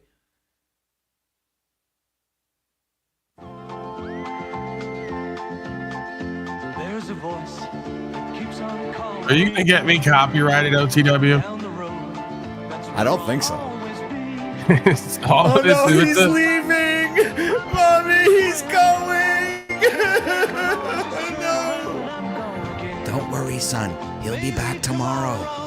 Are you sure? You sure he's gonna be back tomorrow? He promised? I promise. He'll be back tomorrow. the same time. Okay, mommy. All right, OTW. I'll see you later. That was really awkward and weird. OTW has his own way of doing the bit, right? See, there goes Scott right away. Scott just he's upset by that. Yeah, OTW definitely has his own style. There's no denying that. Thank you, Patrick, for being here. I got to close up shop. Yeah, go and look for more land. Got to do it. I suggest you folks do it as well. Downsize if necessary. Get that equity out of whatever you're dealing with that you're in debt for. Get yourself a piece of land, put something on it, become debt free, and then be able to reinvest back into yourself as far as your time, energy, attention, resources, so forth and so on. And you got to kind of buy your way out of slavery some way, somehow. Buy yourself some time. So, all right, folks, with that, I'm out of here. I'll be back tomorrow as always, 12 to 3 MDT, 7 days a week. We don't stop, over 500 days straight. That is a testament to my unwavering and unswerving ethic. Not only the ethic, but the service to the public.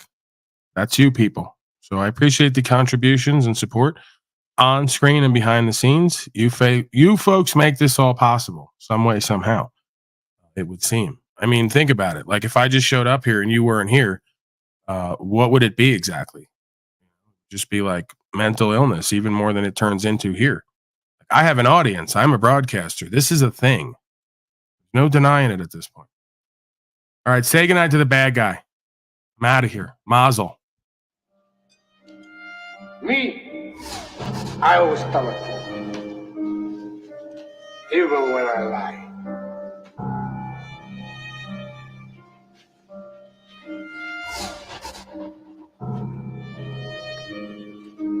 So say good night to the bad guy. Go on. Do you know where you are right now?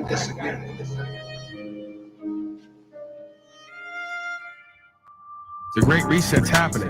So when you get all your pretty and nice shit taken away and your bullshit job that leads to nowhere, damn it, and you're forced back on the land and have to be self-sustainable and co-creative and work with what is, this talk about your feelings and your ego is going to go right out the window because the God and the elements and nature are going to present what needs to happen next. 9 out of 10 times. That's the difference between me and you. I got it in me, not on me, just like you do. I'm trying to work it out, bring the subconscious to the conscious and figure out who and what I am. Am I good or evil? Am I real and true? Am I a narcissistic, egotistical deceiver? That's the difference. I'm actually authentically trying to work it out while you lie to everyone and project your negative aspects of self onto me, and I don't appreciate it. And the universe don't appreciate it either. And the students of life in this audience don't appreciate it either. This isn't about love and money. This isn't about chasing bags or anything else in and of the world. This is about the philosophy, right? The love of knowledge, the love of wisdom, the love of understanding of self and applying it to actualize and realize and get better results for yourself and everyone else. I thought that's what we were doing here. So let's get the game back in its proper perspective. The motherfucker doing this shit shouldn't have to talk about it because you folks want to lie on it. It's embarrassing to me. I didn't come on here with the intention or the understanding that this is supposed to be for business or a hobby. That's why I show up the way I do 500 days straight. That's why I have a care in my heart with passion. That's why I do what's true and what's right and see through you motherfuckers and get amazing results for me. We can't allow the generalized experience of life and everything it has to offer, good, bad, and indifferent, to hold us back or keep us paralyzed or keep us fearful or self-doubting or unloving and uncaring of ourselves. How do I know? Because I look into me. That's all this is. I can see further than the rest. I can interpret beyond what's told and shown, and I can amalgamate and communicate the cause and effect and the root of the state of consciousness and awareness. That is a astounding testimony to the work that I've done on myself in this world and in this life and the practices I've walked with other people. The question and answer, the fellowship, the co-creational endeavors, and the conversation that leads to understanding. But again, we can't appeal to false emotions and false authority. That is the cornerstone of cognitive dissonance. You can't say that I'm respectable, righteous, honorable, presentable, and then I have balls, and then turn around and hate me or catch feelings over me, be in that and live in that. When you shut up, you'll understand. When it doesn't turn out as favorably for you as you would have hoped or expected, right? That's the theme of a true common bond that goes long term versus the shallow, materialistic, worldly connections that come and go. Just, it is what it is. Some people are down forever. Some people are down for the ride until they got to get off, right? And some people ain't down at all. So through the life experiences, firsthand experiences, through the tests and challenges, you learn more and more who and what is meant for you, and who or what is probably not going to be able to sustain the ride. And that's okay. God of all media.